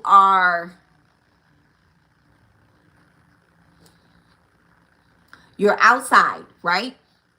You are outside. You know what? Let me not even say outside. You are driving in a car, right? You are driving in a car and you are at a crossroad, right? You are at a crossroad. Now, your directions on the paper, they say go right, right? They say when you get to the stop sign, make a right turn. All right? When you get to the stop sign, make a right turn. When you're at the crossroad though, you see nothing on the right side. It's dark. It's dark. You don't know what's down that road. But if you look to your left, you see something. You don't know what it is, but you see something. You don't see darkness, but you see something, right? Our mind tells us to go down the road with something. Something that you already know is familiar, past life, okay? Past energy. You know, I already did this before. I don't need to go down. I don't need to go down that road of darkness, okay? I don't know where the fuck down there. Even though the directions on the paper say turn right when you get to the stop sign. If you turn right when you get to the stop sign, you'll be at your destination in 10 minutes. If you turn left, you're going to be at your destination in an hour. You like, you know what? I'll just go ahead and take a motherfucking hour detour because I can see down that road. That road looks clear as fuck. I'm going to go down that way. All right? Let me give you guys another example, right? You're in the jungle. You're in a jungle, right? You are in a jungle. And this is an example that was given to me, right? When it comes to changing and resisting changes, right? You're in the jungle. You have not ate in 45 business days, right? You are hungry as hell. And the jungle is crunch time, right? Where you are now. There is a orange. You go outside. If you're in the jungle, you are outside, right? There's an orange hanging on the tree. However, there is, and you're supposed to stay focused because you're hungry as hell. So stay focused because you're hungry, right? There's noise happening in the bushes on the other side. You're like, what the hell is over there in the bushes? You know, like, hold on. Is something about to jump out? If I grab this orange, is something going to jump out? You over here, you like, I'm about to go be nosy. I'm about to go see what this is. You ain't even grab the orange, even though you're hungry. But your body is telling you that if you grab that orange right now, that something is going to attack you. So if you grab a hold of your future and change your status of being hungry to fed, something is going to get you. So it's like our biological makeup, I have to say that slowly, that tells us that we are perceiving something as dangerous. To grab the orange is dangerous. To make the right turn, even though the directions on the paper say make the right turn, we are perceiving something as negative first, right? So this means that prioritizing potential dangers over new opportunity, meaning that the brain can perceive positive changes as threatening, okay? So these are reasons on why, I'm telling y'all, these are reasons on why we have not made certain changes, okay? Now, energy is the third one. Energy. I do not have time. I do not have the ability to do this. I do not have the energy to do this, right? Making changes require energy. It requires time. Everything on this earth exists in matter. Everything on here requires everything. Everything requires energy. Just touch anything. This requires energy to use.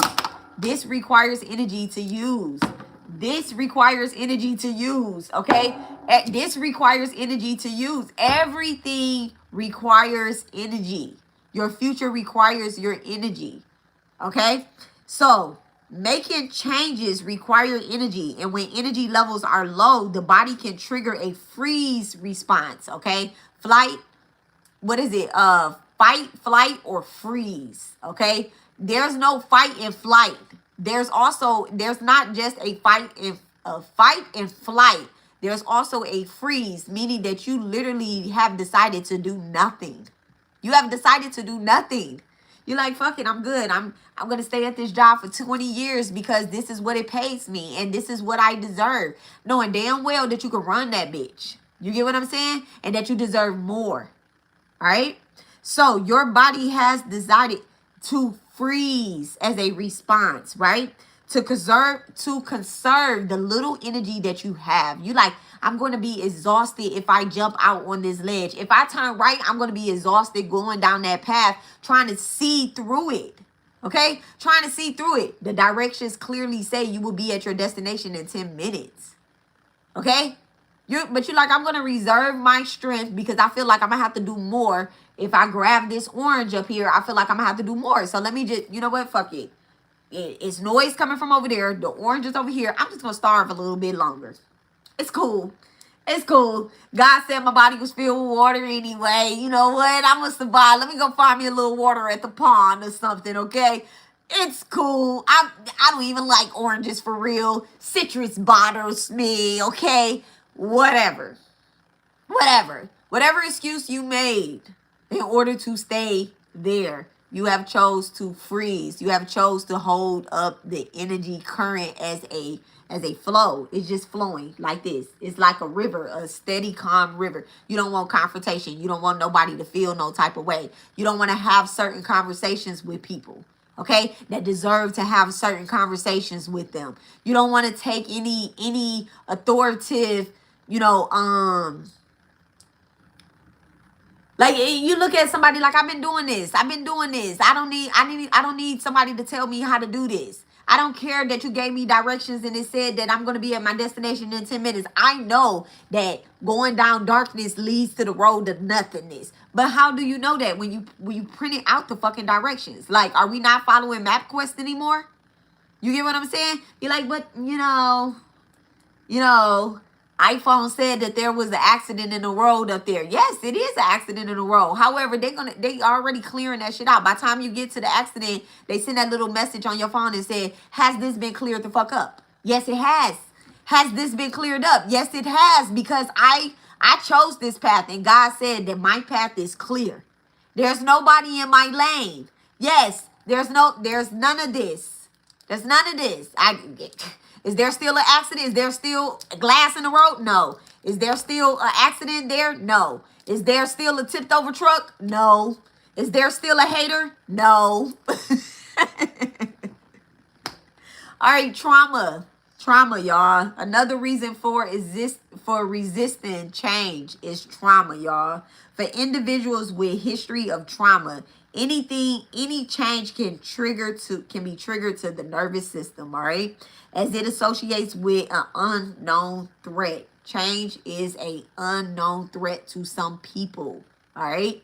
So this is triggering trauma in itself. I have already been through this with a different healer in the past. I've already dealt with this with a different lover in the past. I've already applied for this job at such and such company and I didn't get it. They said I was underqualified, okay? I've already done this type of work before and it didn't get me anywhere. I've already done a past life regression and guess what? I'm still here.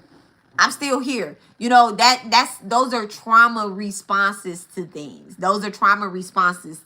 Okay? Now, I want to talk in those four, okay? Ego, controlling ego, all right? Biological negativity bias, right? Negativity bias, energy, and trauma. All of those happen in your physical body.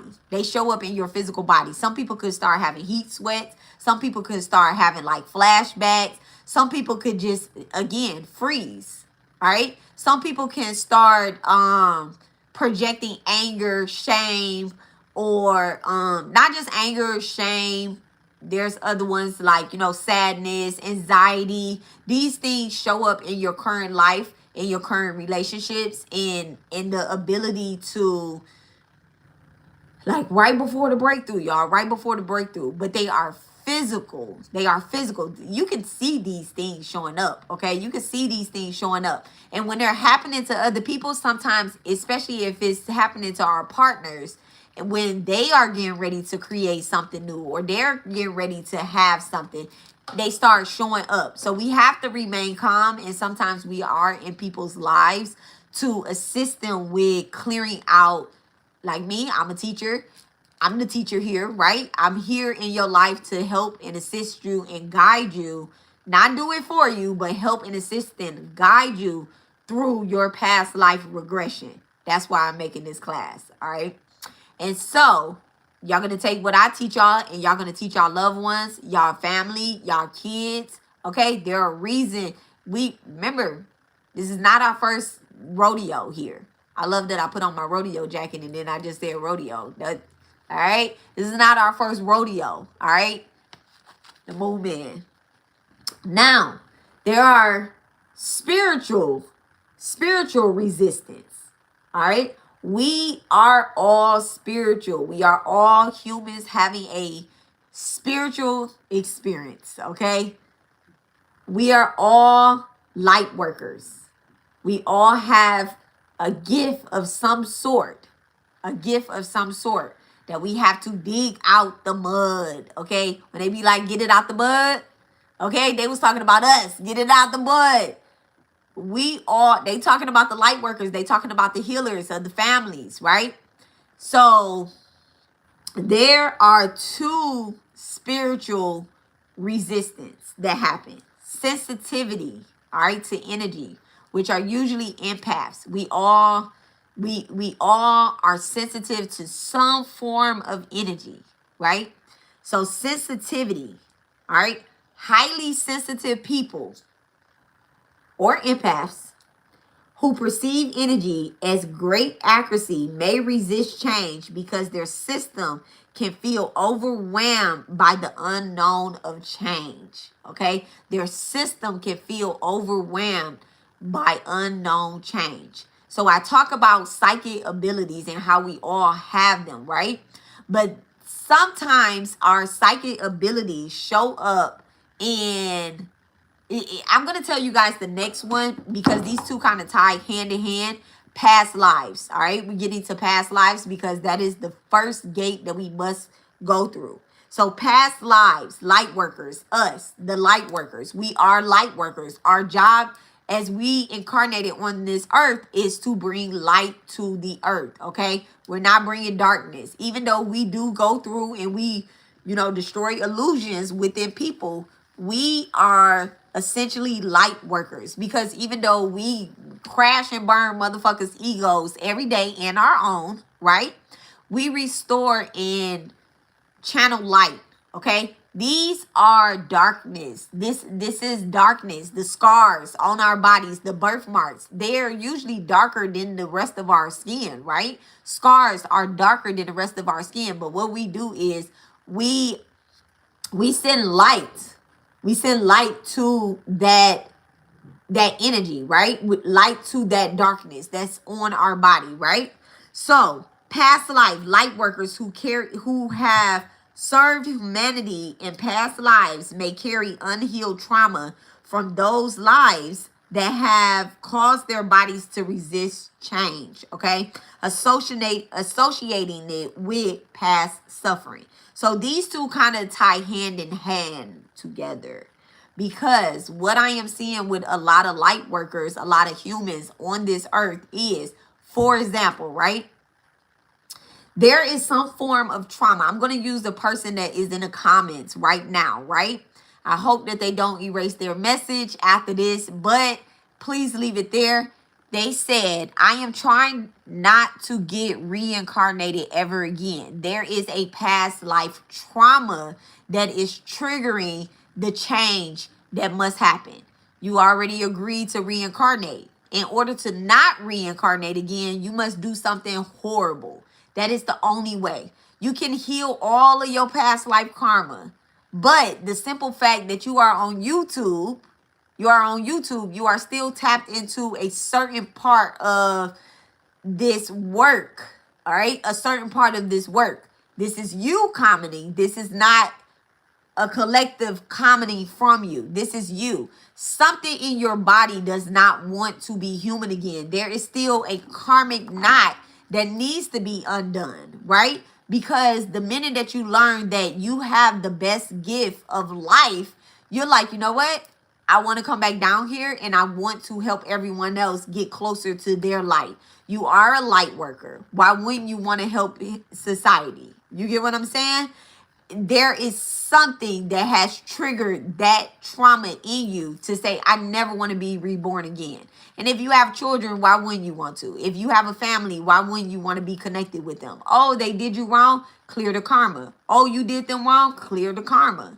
Okay? So I just wanted to use that as an example, not No. There are people, light workers, there are spiritualists, there are healers, there are husbands and wives, there are mothers and fathers that I have actually heard that from, to say that they never want to be born again. And I'm like, so you never want to see your human family again? What happened? What happened? What part of your life are you unsatisfied with, and how can we change that? How can we get to that part where you like, you know what? I don't mind doing this again. I used to say that myself.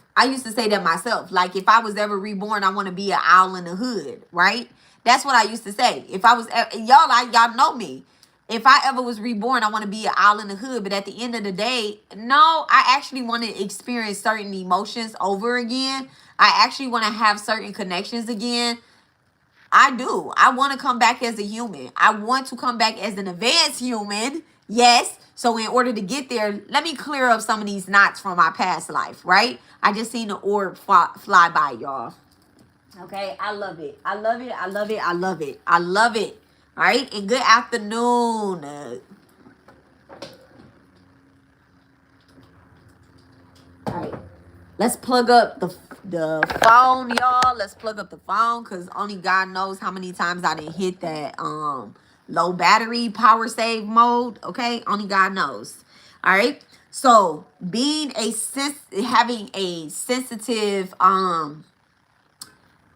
being a sensitive person or an empath who perceives energy as great accuracy may resist the change because their system feels overwhelmed by the unknown change. Okay, that feels overwhelmed by an unknown change. All right, this definitely has something to do with a past life. All right, especially if you are here to heal. Right, especially if you are here to heal. Now, before we tap into Saturday, y'all, I'm talking about Wednesday. Today is Wednesday. Before we tap into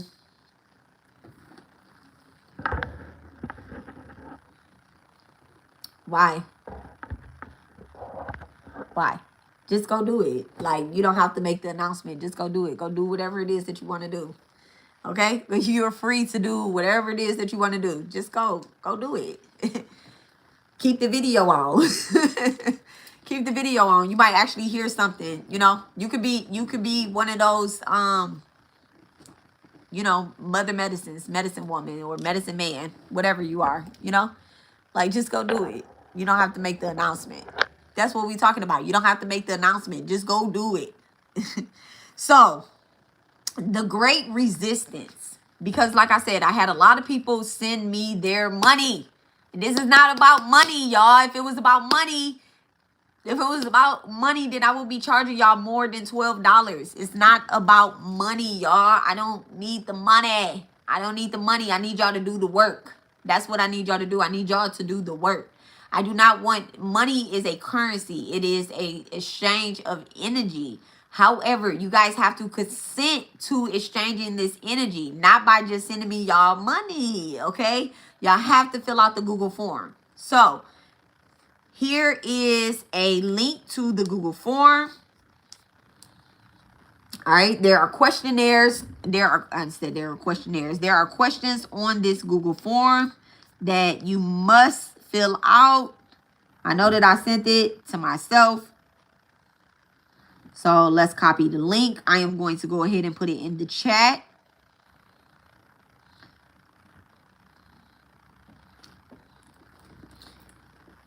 All right. That is the Google form. It has 11 questions on it. It gives you guys the ability to tap in. Y'all answer the questions honestly, okay? You do have to put your name on this Google form. I do not care who, what, when you are. I don't care. The great thing about me working with my spirit team and my spirit guides, right? A form of my psychic ability is that my spirit actually comes into the material body. So when you work with me, essentially it's not me, it's my spirit team, all right, that is here to guide people. Me physically, I might not care for you. Me personally, I might not care for you. This sounds very crazy, right? I might not care whether you heal. I might not care whether you tap into your future. I don't care if you tap into your past or your current. That's not my job to care about. In the minute that you stop caring about what I think, you start actually doing the work for yourself. Okay. I love the ones that I love. Okay. Joshry Ram. Okay. Thank you so much. Ram. Thank you so much for allowing us to do this work. Thank you. Thank you. Thank you. Thank you. Thank you. Thank you. All right. Thank you. But I might not actually care whether you do this work or not. What I care about is you getting what you came from, okay? What you came for, not from, but you getting what you came for, okay? So with that being said, you have to do it yourself. I cannot do it for you. I cannot do it for you. So y'all fill out the Google form. I don't care if you like me or you don't like me. If you're ready to do this work, or go and find somebody else that is going to help you do this. They don't care either. I hate to tell y'all that, okay? I hate to tell y'all that. They don't care either. All they want you to do is to take care of yourself. That is what a true healer... Does the doctor know you personally? No. No. And they don't just want your money, but what they want you to do is they want you to not be sick, so you don't get every motherfucking body else out here sick. But if you switch doctors, they like, I don't care as long as you take your ass to the doctor to get that healing. Okay? Let's say, for example, right? Someone has a spiritual STD, right? Someone has a spiritual STD, all right? And they show up with their spiritual STD ass, right? And our job is to give you the medicine. This is the bottle of medicine, all right? I'm going to give you this. I can't open the document. Give me 1 second. Let me click on it. I don't know why it's not opening. I just opened it. I opened it directly. I'll send it to you. Well, it's also under my community tab, but I can send it to you later. But it's under the community tab. It's also in the description on the on this live as well too, and the last live and the future live, right? That's happening Saturday. It's everywhere. So you could just click it. But I'll send it to you directly as well too. Okay? I'll send it to you directly as well. Okay? But let's say you show up with a spiritual STD, right? And it is fear. You show up with the STD fear, or the STD of energy harvesting, or your destiny swapping, or you're an energy vampire, right? You show up that way and you say, I don't want to do this anymore. It's blocking out my future timeline, or whatever the case is. And I say, hey, this is the medicine, okay? This Colonial 1800. This is not the medicine, though, y'all. This is not the medicine. This just protects me from the spiritual ghost that's up in here, right? And it does a little something else in there, right? So I say, this is the medicine. So I hand you the medicine, right? I don't care if you get the medicine from me in the future. You could go to somebody else. You could go to another botanica, another healer, I don't care. But you showed up here, you asked me for the medicine, and I'm giving you the medicine, okay? So even if you do not like me, and I see so many, I just seen like 3 orbs. I just seen like 3 orbs, all right? So even if you don't like me, you don't like what I said to you in the past, future, or present, or whatever the case is, do the work. Do the work. That's all I've been asking people to do, is do the work. Separate me, and I keep saying this, separate me from the lesson. Separate the messenger from the message, okay? All right? Period. So, you have to fill out that Google form, okay? You have to fill out that Google form. You also have to send your payment. You have to send your payment, all right? There is a energetic exchange, and someone that doesn't care for the way that I talk sometimes, or whatever the case is, you don't want me reading you without you paying me. You don't want that, okay? So this is something that my spirit team has required, is that I charge, okay? They didn't say how much I charge, because they don't care if it's $1, $2, $3, $4, right?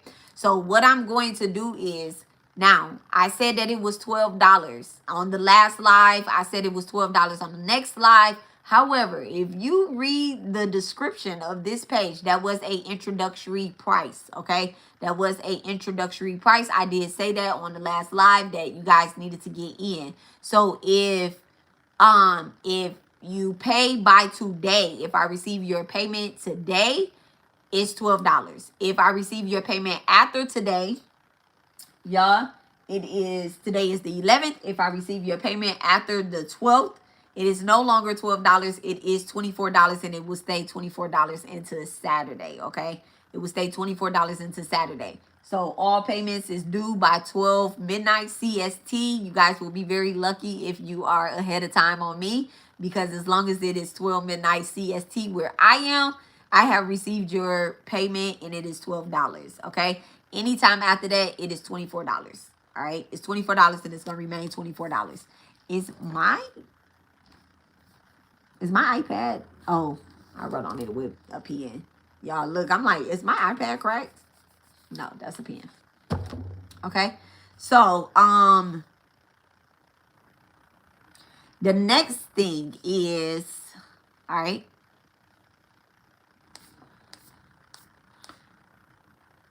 Whew.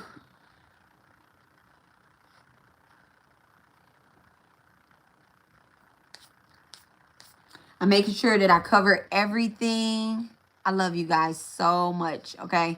I love you guys for real.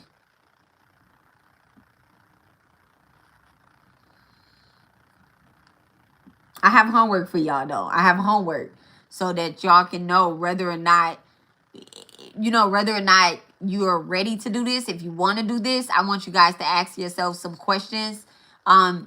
If you don't have the money at the time to fill out the questionnaire to participate in the ritual and the past life regression, we are going to do this again. That's what Spirit told me, that we will do this again. So, just do it when you are ready. But I do have homework for you guys to talk to your spirit guides, okay? To talk to your spirit guides, okay? I love you guys, all right? Again, this is where timelines are going to be corrected and the soul continues to move forward, all right? So I want to make sure I covered everything, y'all. I got to make sure I covered everything before I give y'all these questions. Oh, let me copy I am going to copy the Cash App, okay? The Energy Exchange.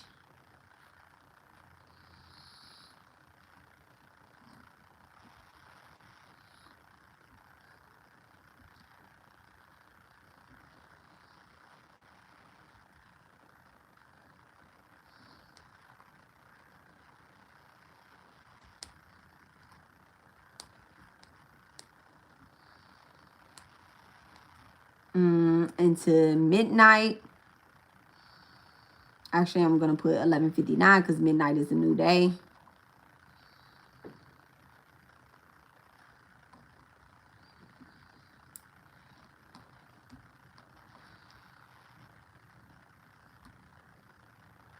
So essentially, this is 50% off.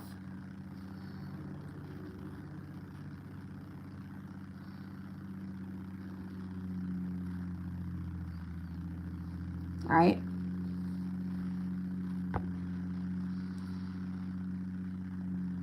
Okay, I wrote it correctly.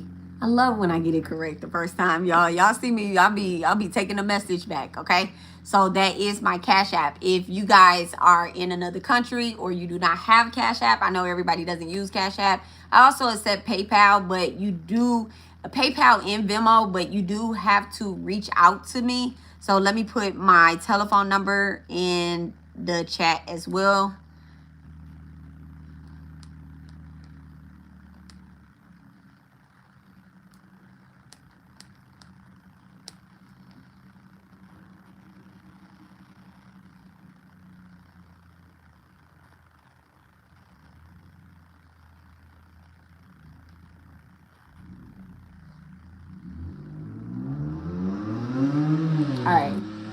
So, okay. So that is in the chat. 346-702-4044. I love the fours, y'all. I love the fours. We're also I did not forget the angel numbers that you guys were seeing. If you guys have been seeing angel numbers, do not just make anything up right now. But if you have been seeing angel numbers, like right now I see 213, which is things being out of order a little bit and getting back structured. Right? If you guys have been seeing angel numbers, go ahead and drop them in the chat right now while I put everything on here for the next lesson. Okay, so gate 1 that we are tapping into, it is the past lives. Okay, this is going to be the past life regression reading and the release ritual. Okay, and that is what your $24 essentially is covering.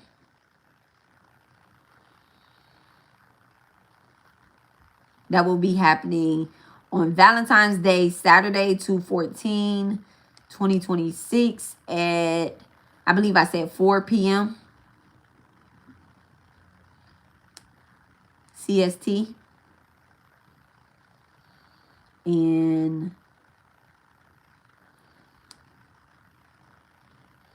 this is the link.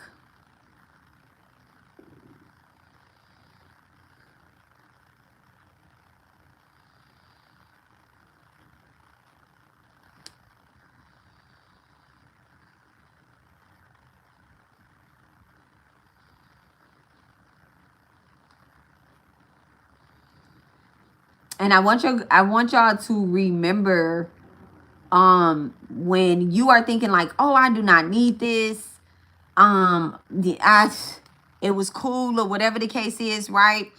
I love you, Abby.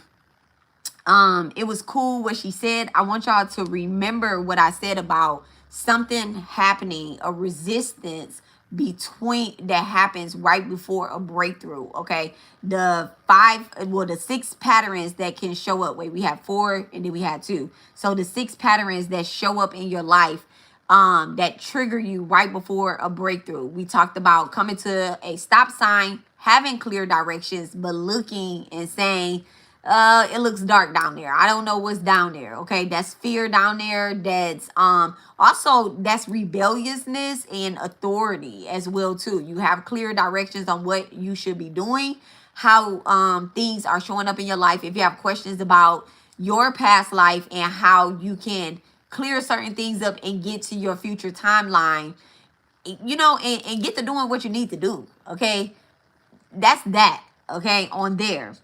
You need to be in that past life regression. Okay, you need to be in that past life regression. All right, so that is the link to the next live session. Okay, that is the link to the next live session that we will be having Saturday, 2/14 at 4 p.m. Okay, yeah, everybody should have a job. Everybody should have a job. Why wouldn't you, like, that's such a broad question. Why wouldn't you want a job? Should you get a job? If you had to ask, then the answer is yes. Okay. That's like somebody asked me, should I break up with such and such? If you have to ask, then don't you already have your answer? Why are you asking somebody else? So anywho, I'm gonna leave that there. Okay. So these are the 3 things that I believe you should pay attention to. Okay.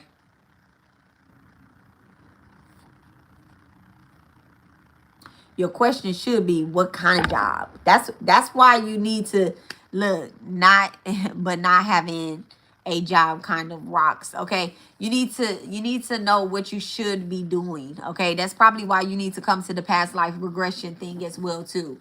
Maybe you need to be working for yourself. Maybe you need to be creating something that creates jobs for other people.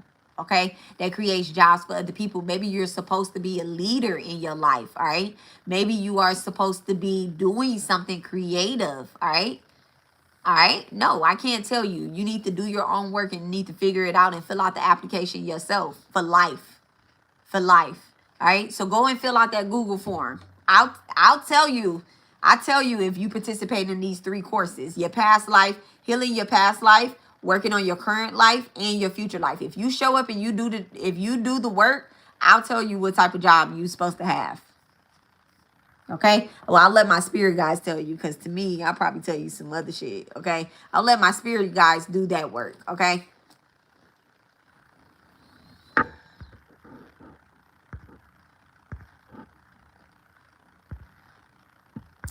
Now you get put in timeout for 10 minutes. Okay. You do need to go get your pen and piece of paper so that you can be ready for class next time. Okay. Pin the comments with the payment details. Okay. I will.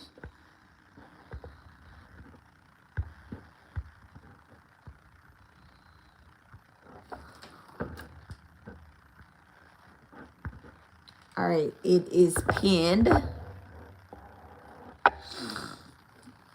All right. So what else do we need? Okay.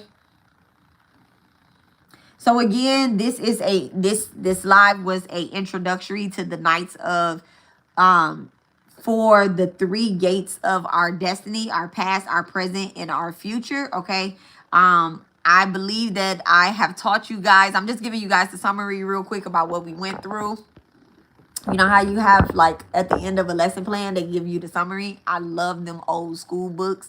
It tells you in the beginning what this is going to be about, and it tells you in the end what it was about, what this chapter is going to be about, and in the end what it was about. Okay, before we go on to the next chapter. The next chapter is going to be Gate 1, where we discuss our past lives together. Okay, after you guys fill out that Google form, I am going to discuss our past lives together. Okay, not together, but our past lives. I'm not going to discuss our past lives together. Okay, we are going to discuss the most relevant past life. Okay, as to what is happening in the current and what is happening in the future. All right. So the past life, the current timeline, and then the future timeline. Okay. This will position you across your destiny. Okay, in the ability to move through, not move through like a pendulum, but to move through the energy and clear up some of these karmic contracts that, not some, all of these karmic contracts that we have that keep us stuck.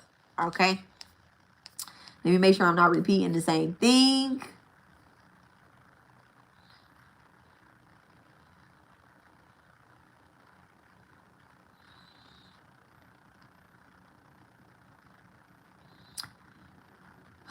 So your soul may be ready for timeline work. So this is just preparation.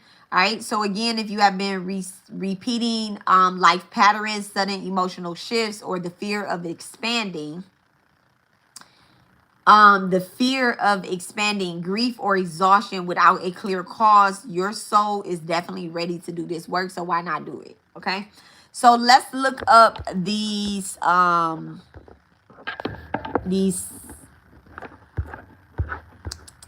let's look up these synchronicities that our spirit guides have been sending us. Okay, let's look up the synchronicities. So I believe that the very first number was 111. All right, we started actually at 12:12 here in Central Time, but 111 was called out. So let's see what 111 is, and I'm not going to repeat these. Okay, so y'all be ready.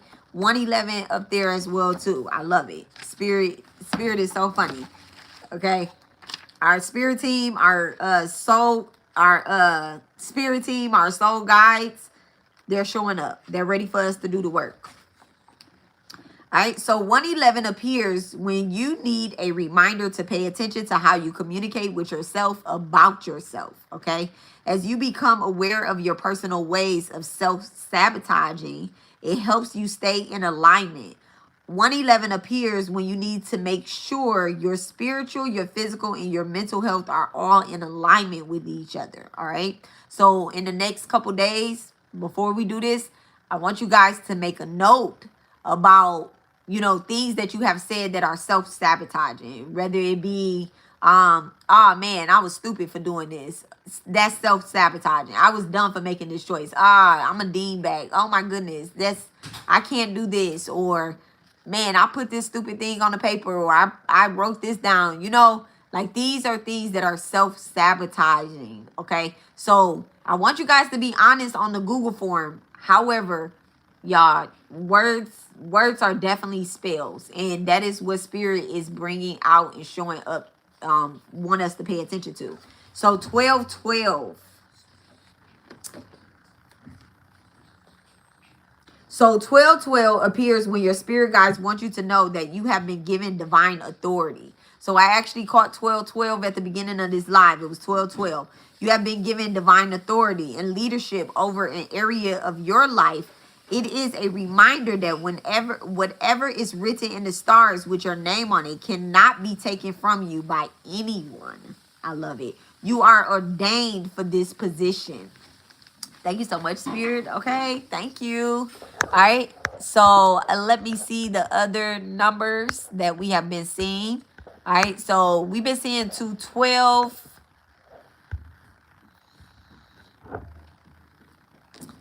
We have been seeing 212. Y'all got a lot of angel numbers and synchronicities. Y'all think Spirit talking to y'all or nah? Because I think so. Are y'all listening? I hope y'all listening.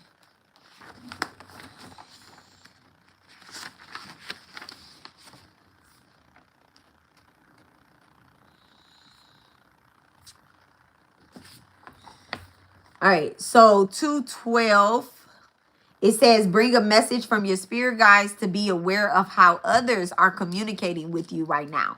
Watch the inflection of their voices and their body language. Someone may be saying one thing, but their energy is giving something else. Your guides want you to go with the energy you are feeling. Okay, go with the energy that you are feeling.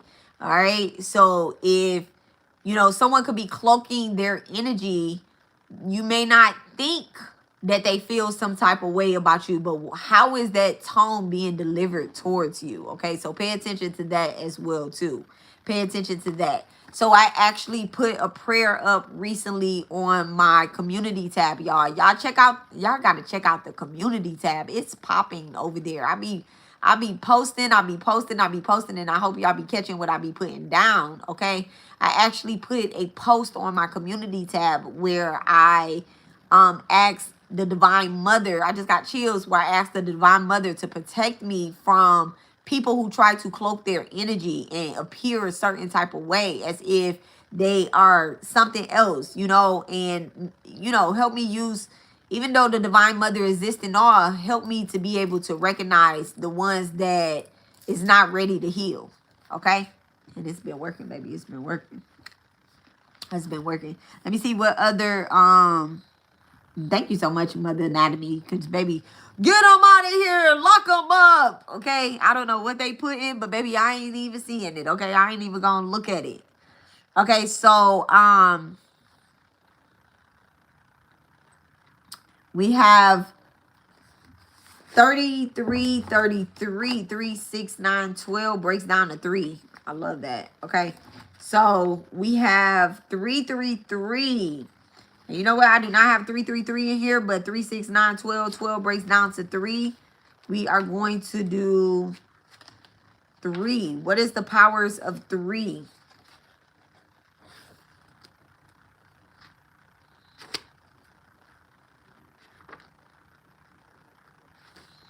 I'm going to give you 12 and I'm going to give you 3.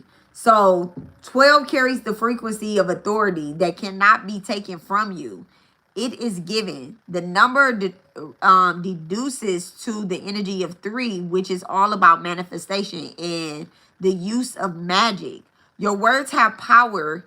12 energy is meant to remind you of the power you carry within. So receiving that on you said you received it on a $20 bill or on a bill. I don't know if you said $20 bill or a bill. Oh, you said $20 bill. So you received that on a bill. That is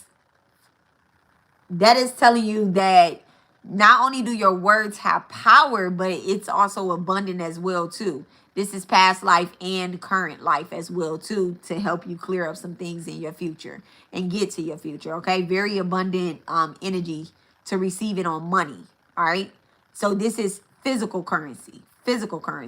So make sure you're talking so that your words match and can not block but build your physical currency. All right, so we have 222. Y'all, if I'm reading the same numbers over and over, make sure that I don't. Make sure I don't. 22, 22. Well, not 22, 22. 222. All right. Miss Abby said this. 22, 22. It says appears to let you know that you are in the direction aligned with your soul purpose. Your guides are pleased with the progress you have been making when it comes to keeping boundaries and staying calm in a difficult situation. Remain balanced. Okay. Remain balanced. And I think everybody had that 444 energy. 444 breaks down to 16, which breaks down to 7. So I will give you guys the energy of 16 and I will give you guys the energy of 7. All right. So angel number 16 carries the frequency of confidence, direction, of a confident direction and order. This connection, it connects the energy of 1 and 6 to bring a 7. All right. This can mean that your personal confidence allows you to make room for abundant growth and luck to come your way. You create a more positive attitude to attract more because your spirit guides see it as a way of you allowing them in to help. Okay. So you have created the ability to attract more because your spirit guides have seen that you want them to help. Okay. So your spirit guides is saying that you want me to help? You want me to help you build that business? We got you. All right. So you have created the ability to attract more. So this is your spirit guides, your ascended masters, all showing up to assist you to clear out your past life and bring you to your future so that you will be abundant in the, it will bring you to your current so that you will be abundant in your future. Okay. In your current, in your future. All right. 144. I'm gonna do 144 and I will do 303. Okay, 144 and 303. 144 is one that I have been seeing. There is a live that ended, and I'm hearing sirens as you read that. Okay, help is on the way. Absolutely, I love that. I love that. She said help is on the way. Okay. So what did I say? I said 144 and my hands just started itching all the way down to my wrist. I just felt the energy kind of shooting up this way, right? So 144, let's do 144 and 303. So 144 is letting you know that it is time to get a little serious about something in your life right now. Okay, it's time to get serious about something in your life. Something or someone needs your attention, and it is imperative that you show up with an open spirit and compassion. You have the power to help move something or someone in a forward direction by being grounded, okay? By being grounded. So again, you have the ability to help others by remaining grounded, okay? By remaining grounded. I've been seeing 144. Very interesting. So what did we say? 303?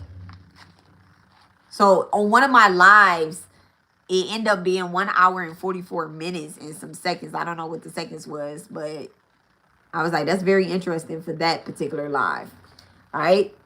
I might have made the live private, 9/11 up there. Okay. I might have made the live private. I have to go check and see. I might have. So 303, all right, appears when spirit guides are telling you to not limit yourself or your potential and your potential. This is a strong manifestation time for you, and it is important for you to be intentional with your intentions, thoughts, and how you spend your time. It is very valuable, okay? So we talked about procrastination all the way up into this live, all right? And we said that procrastination is a cult of its own, okay?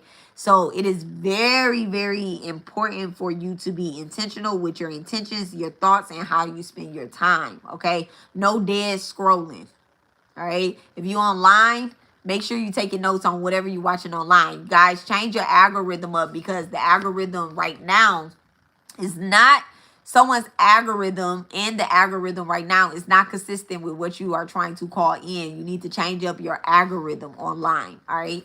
So it's cute, it's fun, but does it really represent what you're wanting, all right? What you are asking for.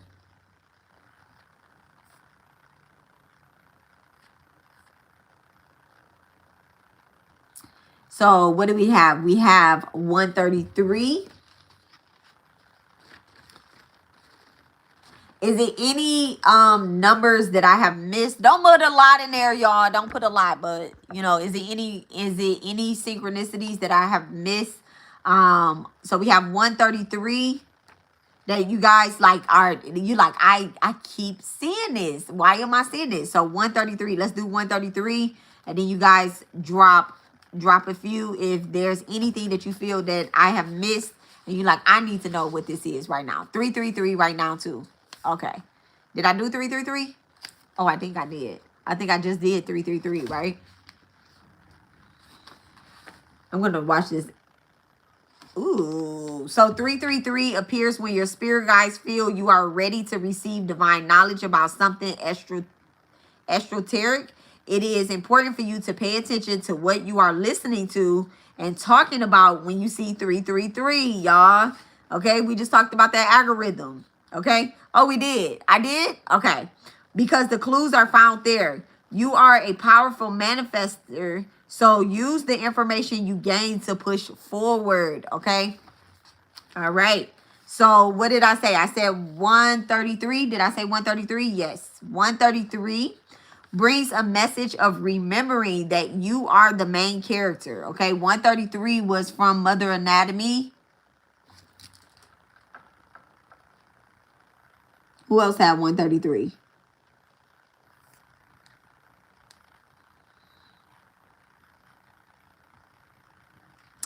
Okay. So 133 brings the message of remembering you are the main character and the co-creator of your life.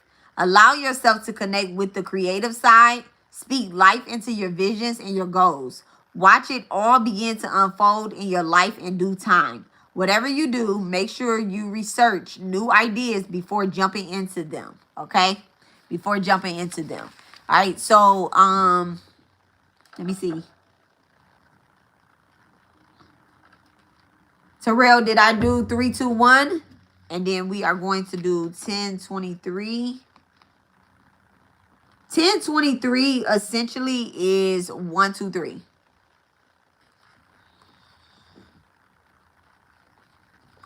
One, two, three, Miss Abby is here to encourage you and remind you that everything is working out for your good and divine order.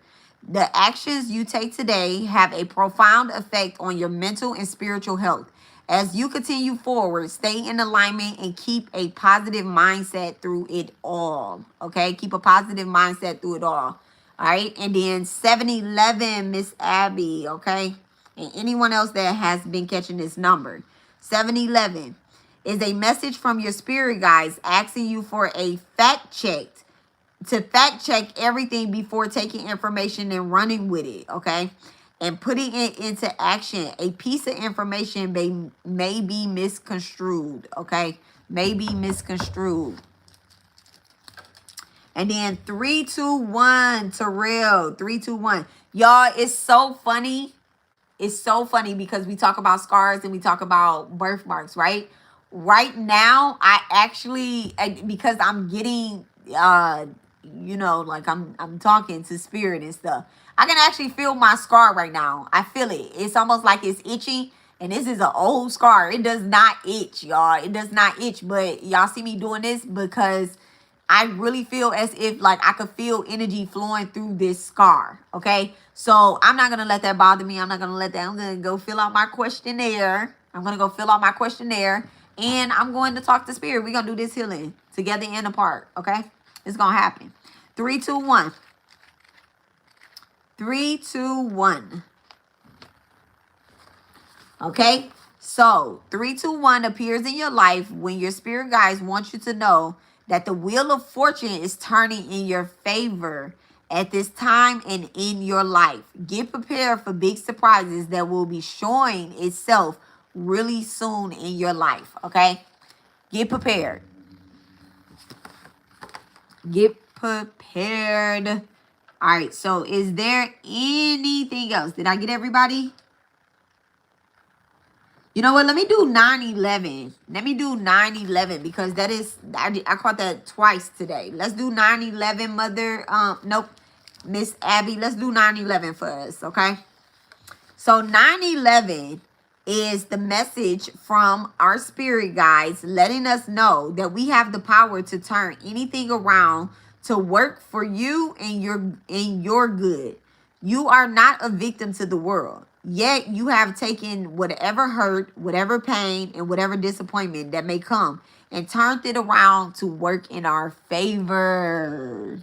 To work in your favor, to work in my favor, to work in our favor. Okay. 9/11 screams. It screams, okay, that we are not a victim to this world. That we have taken whatever hurt, pain, or disappointment that may come, the future fear, and turned it around to work in our favor. I love that. All right. So let's see what we have. Okay. Oh, I can see. Oh, you know what?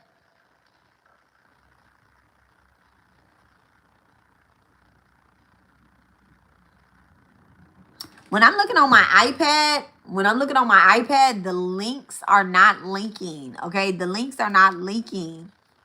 But when I look on my phone, they're actually showing up as a link. Okay. They're showing up as a link. So you may need to, because AK did mention that, she did mention that she couldn't see the links or whatnot. And so when I look on my iPad, they're actually not showing up as links. I don't know why. But you may need to go through the website and, check it out or whatnot. But I'll send it to you guys. And if anyone else can't get to the links or anything like that, if you can't get to the links, you guys can always text me at 346-702-4044. Yeah, you might have to add them. I did add them in the description. Look, she said I might instead of. I did add them in the description of this video, the last video, and also on the community tab. On 713, that is my angel number. That's my spirit guides letting me know that they are present. Whenever I see 713, it lets me know that my ancestral high vibrational spirit guides are here and present. Okay. So 346-702-4044, guys.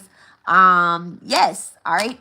So now I believe that is all that I have for you guys today. I believe that is all that I have for y'all. I'm super excited about this work that we have to do, to untangle this cord so that we can properly use it. Okay. I can't use this extension cord like this to charge up my battery. All right. I don't want to just throw it on the ground. I don't want to throw it out. I don't want to cut it up. I want to untangle those knots. All right. I want to untangle those knots. So, does anybody have any questions?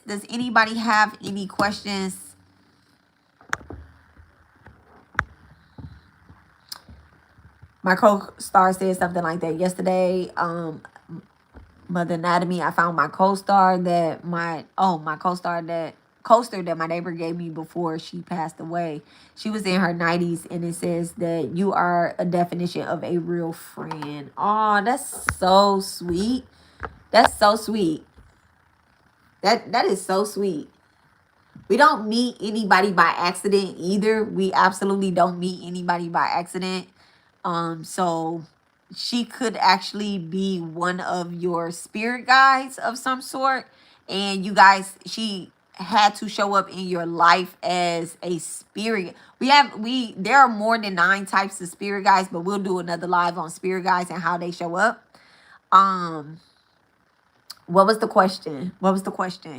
And how they show up. We'll do another live on spirit guides so we can properly start working with our spirit guides, because some of them do manifest in the physical. All right. Some of them do. Thank you. May God continue to bless you richly. Okay. Thank you, God. Y'all heard Abby? Y'all heard her? May God continue to bless y'all as well richly. Okay. All right. I can't remember. I can't scroll up. Let's see. Let's scroll up. All right. Everything God gives me, I'm praying that y'all get it back for real. Tenfolds. Just as I have received, I want y'all to receive as well too. All right.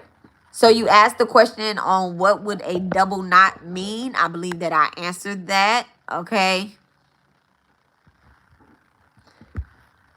Someone said that they were good. Okay. Do you think that people are great with pattern recognizations, maybe seeing those timeline knots in people? Do I believe that some people can see knots in other people? Yes. Yes. So, we have it. Was that the question? Let me see if that was the question. Was that the question? Like, if people are good, there go my ancestors again. If people are good at seeing knots in other people, yes. Okay. So some people have this gift of psychic abilities, right? A particular psycho abilities where um they can see, right? They can see through to some people, right? One of my gifts, right? One of my gifts is the ability to see. I tell you guys that I'm a seer, right? So I can see that there could be a entity that is an entity, meaning that there is a spirit, whether it's good, whether it's bad, but it's not yours. It's not your soul, right? It's not, it could be, it's not your soul, right? It doesn't match with what it is. So this particular energy is trying to prevent you from doing certain things. So I can see that. Now, why have they attached to you? Why have they attached to you? Because one of those knots is knotting. Okay. Remember, I was talking about someone may be trying to call judgment on you while you're trying to do something. Essentially, they could be trying to throw an entity or attach to you or destiny swap with you or anything like that. So my hands literally just start itching, right? 1 second, y'all.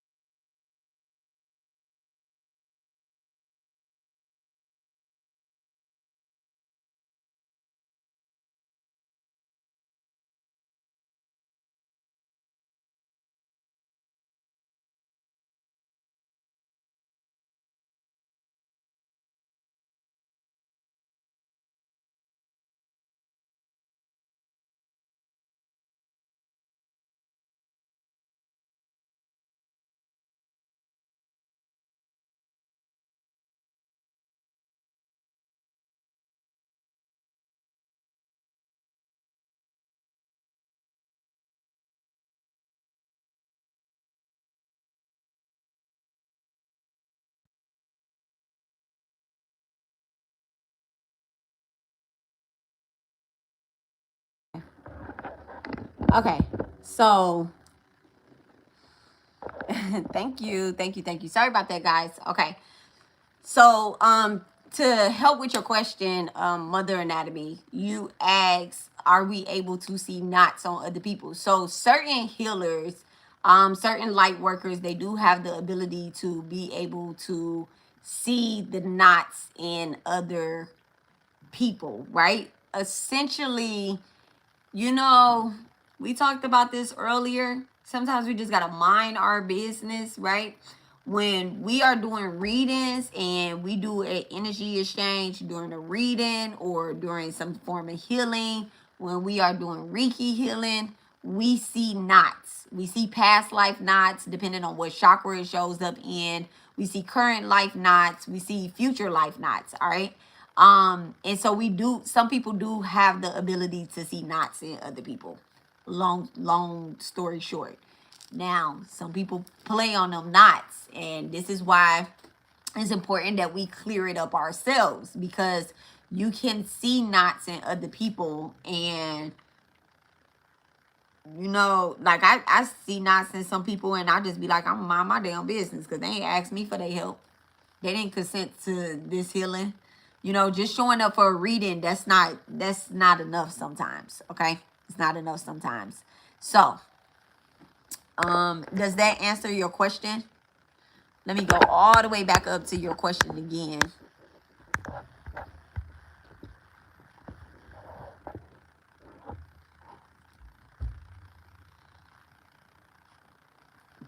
Yeah. So you said, do you think people who are great with pattern recognition may be seeing those timeline knots in people? So yeah.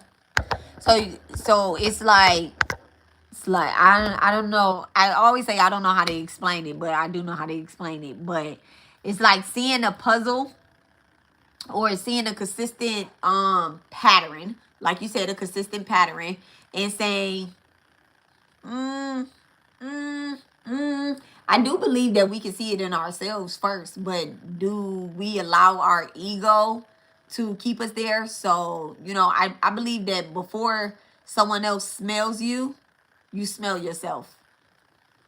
All right. I think God gave us that ability first. All right. But ego is why we resist change. Okay. Ego, what were the reasons I wrote down?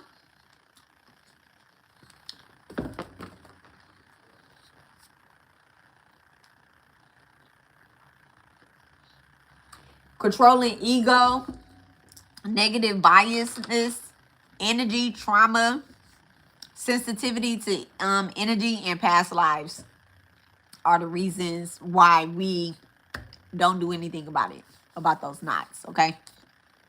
Let me not eat that candy on live. All right. uh, I'm hungry, y'all. We just did a whole little live session here. I love it, but I'm hungry. All right. You often feel your biggest resistance right before a major breakthrough. All right. So I do want you guys to do this work. So, what do we do when we resist change or change feels overwhelming? But it could also be unconsciousness. Is very important. It's very important in what we do. And so we must do this work. All right. So I am going to, I said I had homework for you guys. I am going to give you guys 3 prompts. Okay. I'm going to give you guys 3 prompts. Between now and on angel numbers again, baby. So 3 prompts between now and the next live that is happening. Well, not the next live, because I will be live again, but the next lesson.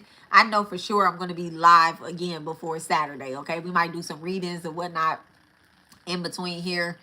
No past life regression readings or anything like that, y'all. Just regular smuggler readings that whatever spirit tells me to do, I'ma do. If I do it, da da da da da. Right? But I do have 3 journal prompts for you guys, or you know, just to help you get through that Google form. All right, to answer those 11 questions honestly. All right. Now, resistance is going to show up. It is. You're gonna say, she can't help me. She don't know how to read this. You know, I don't need her help to do this. I can do this on my own. I'm okay with what it is I'm doing. That's fine, right? But I do want y'all to take these 3 prompts and, you know, search within your soul and see what you come up with, right? Why do I want to feel? Wait, what do I want to feel and who do I want to become in this life? All right. What do I want to feel and who do I want to become in this life? That is the first journal prompt, okay? What do I want to feel and who do I want to become in this life? Be honest with yourself, okay? That could be a goal, a dream, ideal way that you see yourself, all right? The next prompt is, let me see. The second prompt is, what needs to change in order for me to experience those feelings or manifest who I want to become? All right. So what do I want to feel? Let's see if I can get that in a question. Let's see if I can get that in a question on the... I love you. I love you. You own it before I get on it, okay? I love it. So let me just go on to number 2, okay? Number 2. I love you, Mother Anatomy. I do, boo, okay? Number 2. What needs to change in order for me to experience these feelings or manifest who I want to become? What needs to change in order for me to experience those feelings or manifest who I want to become? Okay, what needs to change? What needs to change? Okay. In order for me to experience those feelings or manifest who I want to become. I do not need the answers to these questions, so do not feel any type of way about what you are writing for these. These are strictly for your soul, for your manifestation work that I am about to help you guys through. I want y'all to do this whether or not y'all fill out the Google form, whether y'all show up for the past life regression or not. I want y'all to really correct some of y'all past life timelines. The reason why I want y'all to do it, so that we're not passing spiritual STDs all around, okay? And so that whatever it is that you're supposed to create, wherever you're supposed to go, you're able to build it for our children, for my children, for your children, for your cousins, brothers, uncles, neighbors, who you essentially said that you were going to help, okay? Remember what those angel numbers have said, right? Number 3, the third prompt is, why haven't I made these changes already? Why haven't I made these changes already? Okay? Why haven't I made these changes already? Be honest with yourself, okay? Be honest with yourself. And I'm gonna be really honest about this. Don't blame everything on someone else when it comes to number 3. Do not blame. Be honest with yourself. You can say, oh, such and such, such and such, such and such, you know, and it just steady add to it, okay? Steady add to it. But why haven't I made these changes already? Be honest with yourself, right? Now, there's an exercise that I want you guys to do as you are going through these prompts in order to clear out this resistance, right? That's happening. Those resistance that I talk about that happen in the body and that happen in the spirit. I want you to use and replace those things that are showing up. I want y'all to use and replace them with positive affirmations, okay? I want y'all to say, it is safe for my life to change. Okay? You are going to ground yourself. You have to remain grounded. That's what the angel numbers, that's what the synchronicities, that's what your spirit guides want you to know, that it is safe for you to change. And the more that you say it, even if you think that you don't believe it, you're going to keep going to that stop sign, and you're going to realize it is safe for me to make a different choice this lifetime. It is safe for me to change directions. Okay? I usually take the left-sided path. This time I'm going to take the right-sided path because it is safe for me to change. Okay? Sakai's birthday is up there, 5/14. All right? It is safe for my life to change. Okay? It is safe for my life to change. It is safe for my life to change. Okay? The next one, okay? I'm gonna take angel number 514. I'm gonna look it up in a minute, okay? Let's see what Sakai has to say to us, but I'm gonna look it up last, okay? So, actually, I'm gonna read it now because I said that it is safe for my life to change, and this is what the angels are saying. 514 is a message from your spirit guides to make a change in your life that will positively impact your stability. By taking the initiative, you are telling the universe that it can help you now, that it can help you now, okay? So the next one says, it is safe for me to grow. The affirmation is, it is safe for me to grow, okay? It is safe for me to grow. All right, so it is safe for me to grow. I'm going to put these affirmations on my home screen of my phone, y'all. I'm making a screensaver essentially about my future. And I'm going to put this. It is safe for me to grow. It is safe for me to grow. All right. I don't have to stay in my past energy. I don't have to stay in my current energy. It is safe for me to grow. Okay. It's safe for me to water my seeds and eventually become one of those oak trees that, you know, live for hundreds and thousands of years. So it is safe for me to grow. All right. Now, this next one is, it is my nature to constantly change. It is my nature to constantly change. The reason why it is your nature to constantly change is because you are a human. You are no longer that baby that your mother gave birth to. You are not that teenager. You are not that 30-year-old that was alive at 5. You are not that 39-year-old that was constantly hurt and broken on the inside, that had bad relationships, that had bad connections with families and loved ones, that did not want to build with their family. You are no longer that person. You are now this 49, 55-year-old woman or man or whatever age. Whatever age. All right. So it is in your nature to constantly change. It is my nature to constantly change. Okay. It's in your nature. All right. Don't stay stuck because that's something that you're familiar with. All right. All right. So this is the last one, the last affirmation, y'all. This is the last affirmation. I thrive when my life moves forward. Okay. I thrive when my life moves forward. All right. So after you write those 3 journal prompts, I want y'all to constantly repeat these 4 affirmations. Okay. Every day, repeat these 4 affirmations. You telling your soul something different. Okay. Even if you don't believe it right now as you're saying it, 514 again, even if you don't believe it right now as you are saying it, and 303 up there, okay? 303 was one of our synchronicities that someone was constantly seeing. So this message can definitely be for you. I thrive when my life moves forward, okay? I thrive when my life moves forward. All right, so I want y'all to do the 3 prompts, okay? Mother Anatomy has put them into the chat, all right? What do I want to feel?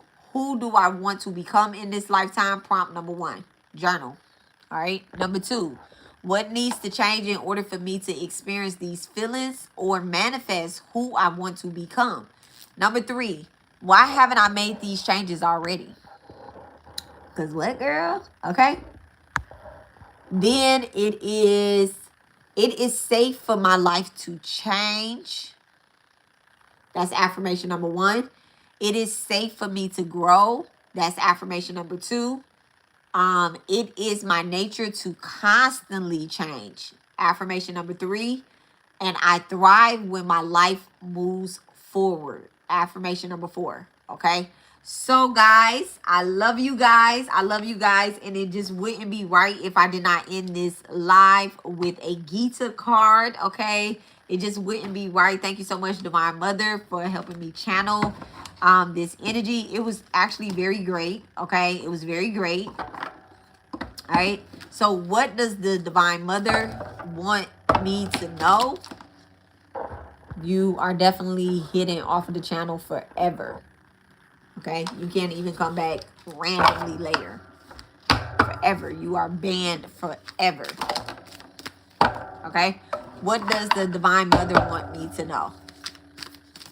All right, no, actually, What does the Divine Mother want the collective? What does the Mahavids want the collective to know at this time, at this moment, in making these changes and moving their life forward?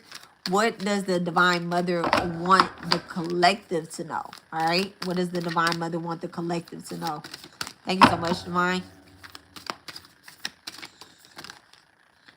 All right. The burning fire. The burning fire. All right. So chapter 3, verse 39. Okay. A lot of threes there. 339. All right. The burning fire. One pure consciousness is covered by the eternal enemy, lust. Y'all, we just had this lust thing come up, right? One pure consciousness is covered by the eternal enemy, lust, which takes many forms and burn like an unstable fire, y'all. An unstable fire. So let's just go a little bit deeper and then we'll definitely get out of here. I'm gonna let y'all go. Let's go a little bit deeper because you know I gotta go a little deeper when I don't know what's happening.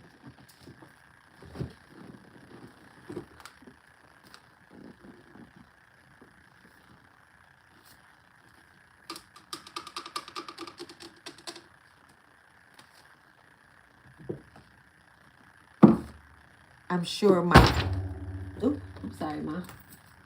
I'm sure my Gita book is in the room. No, it's not.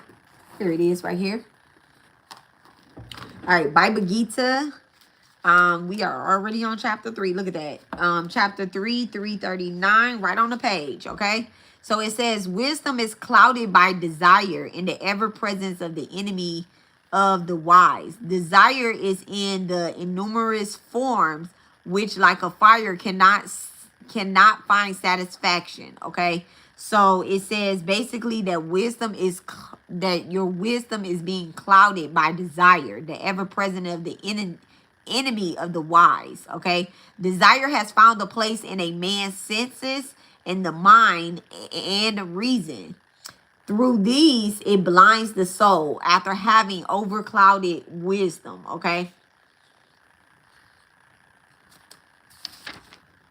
So essentially, the question that Arjun is asking Krishna, what power is it, Krishna, that drives a man to act sinfully, even unwillingly, as if powerlessness, okay, as if he has no power at all?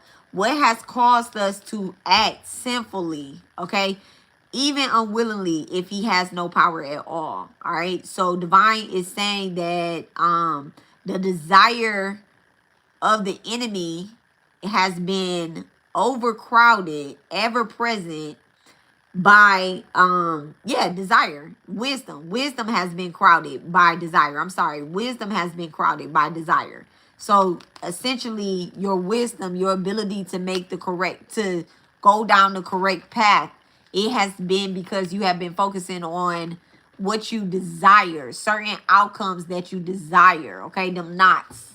All right. So the lamp of knowledge, y'all.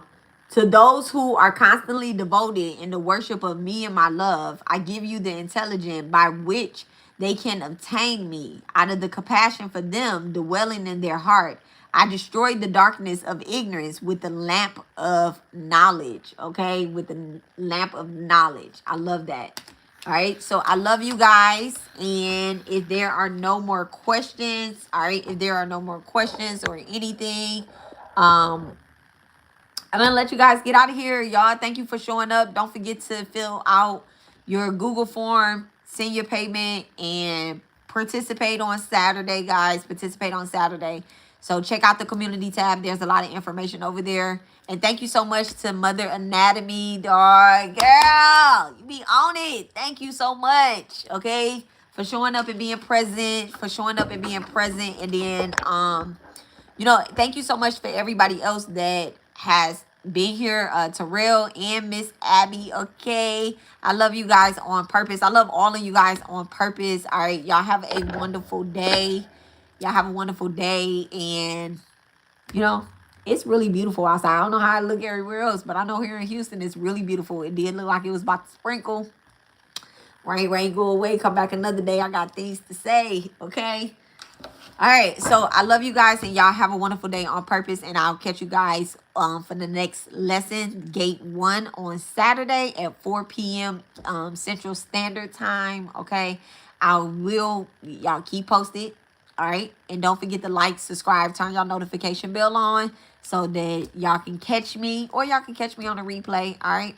So always love y'all. Always love y'all. Y'all have a wonderful day on purpose. Okay. Love you too. Love you too. And y'all are welcome. All right. Bye.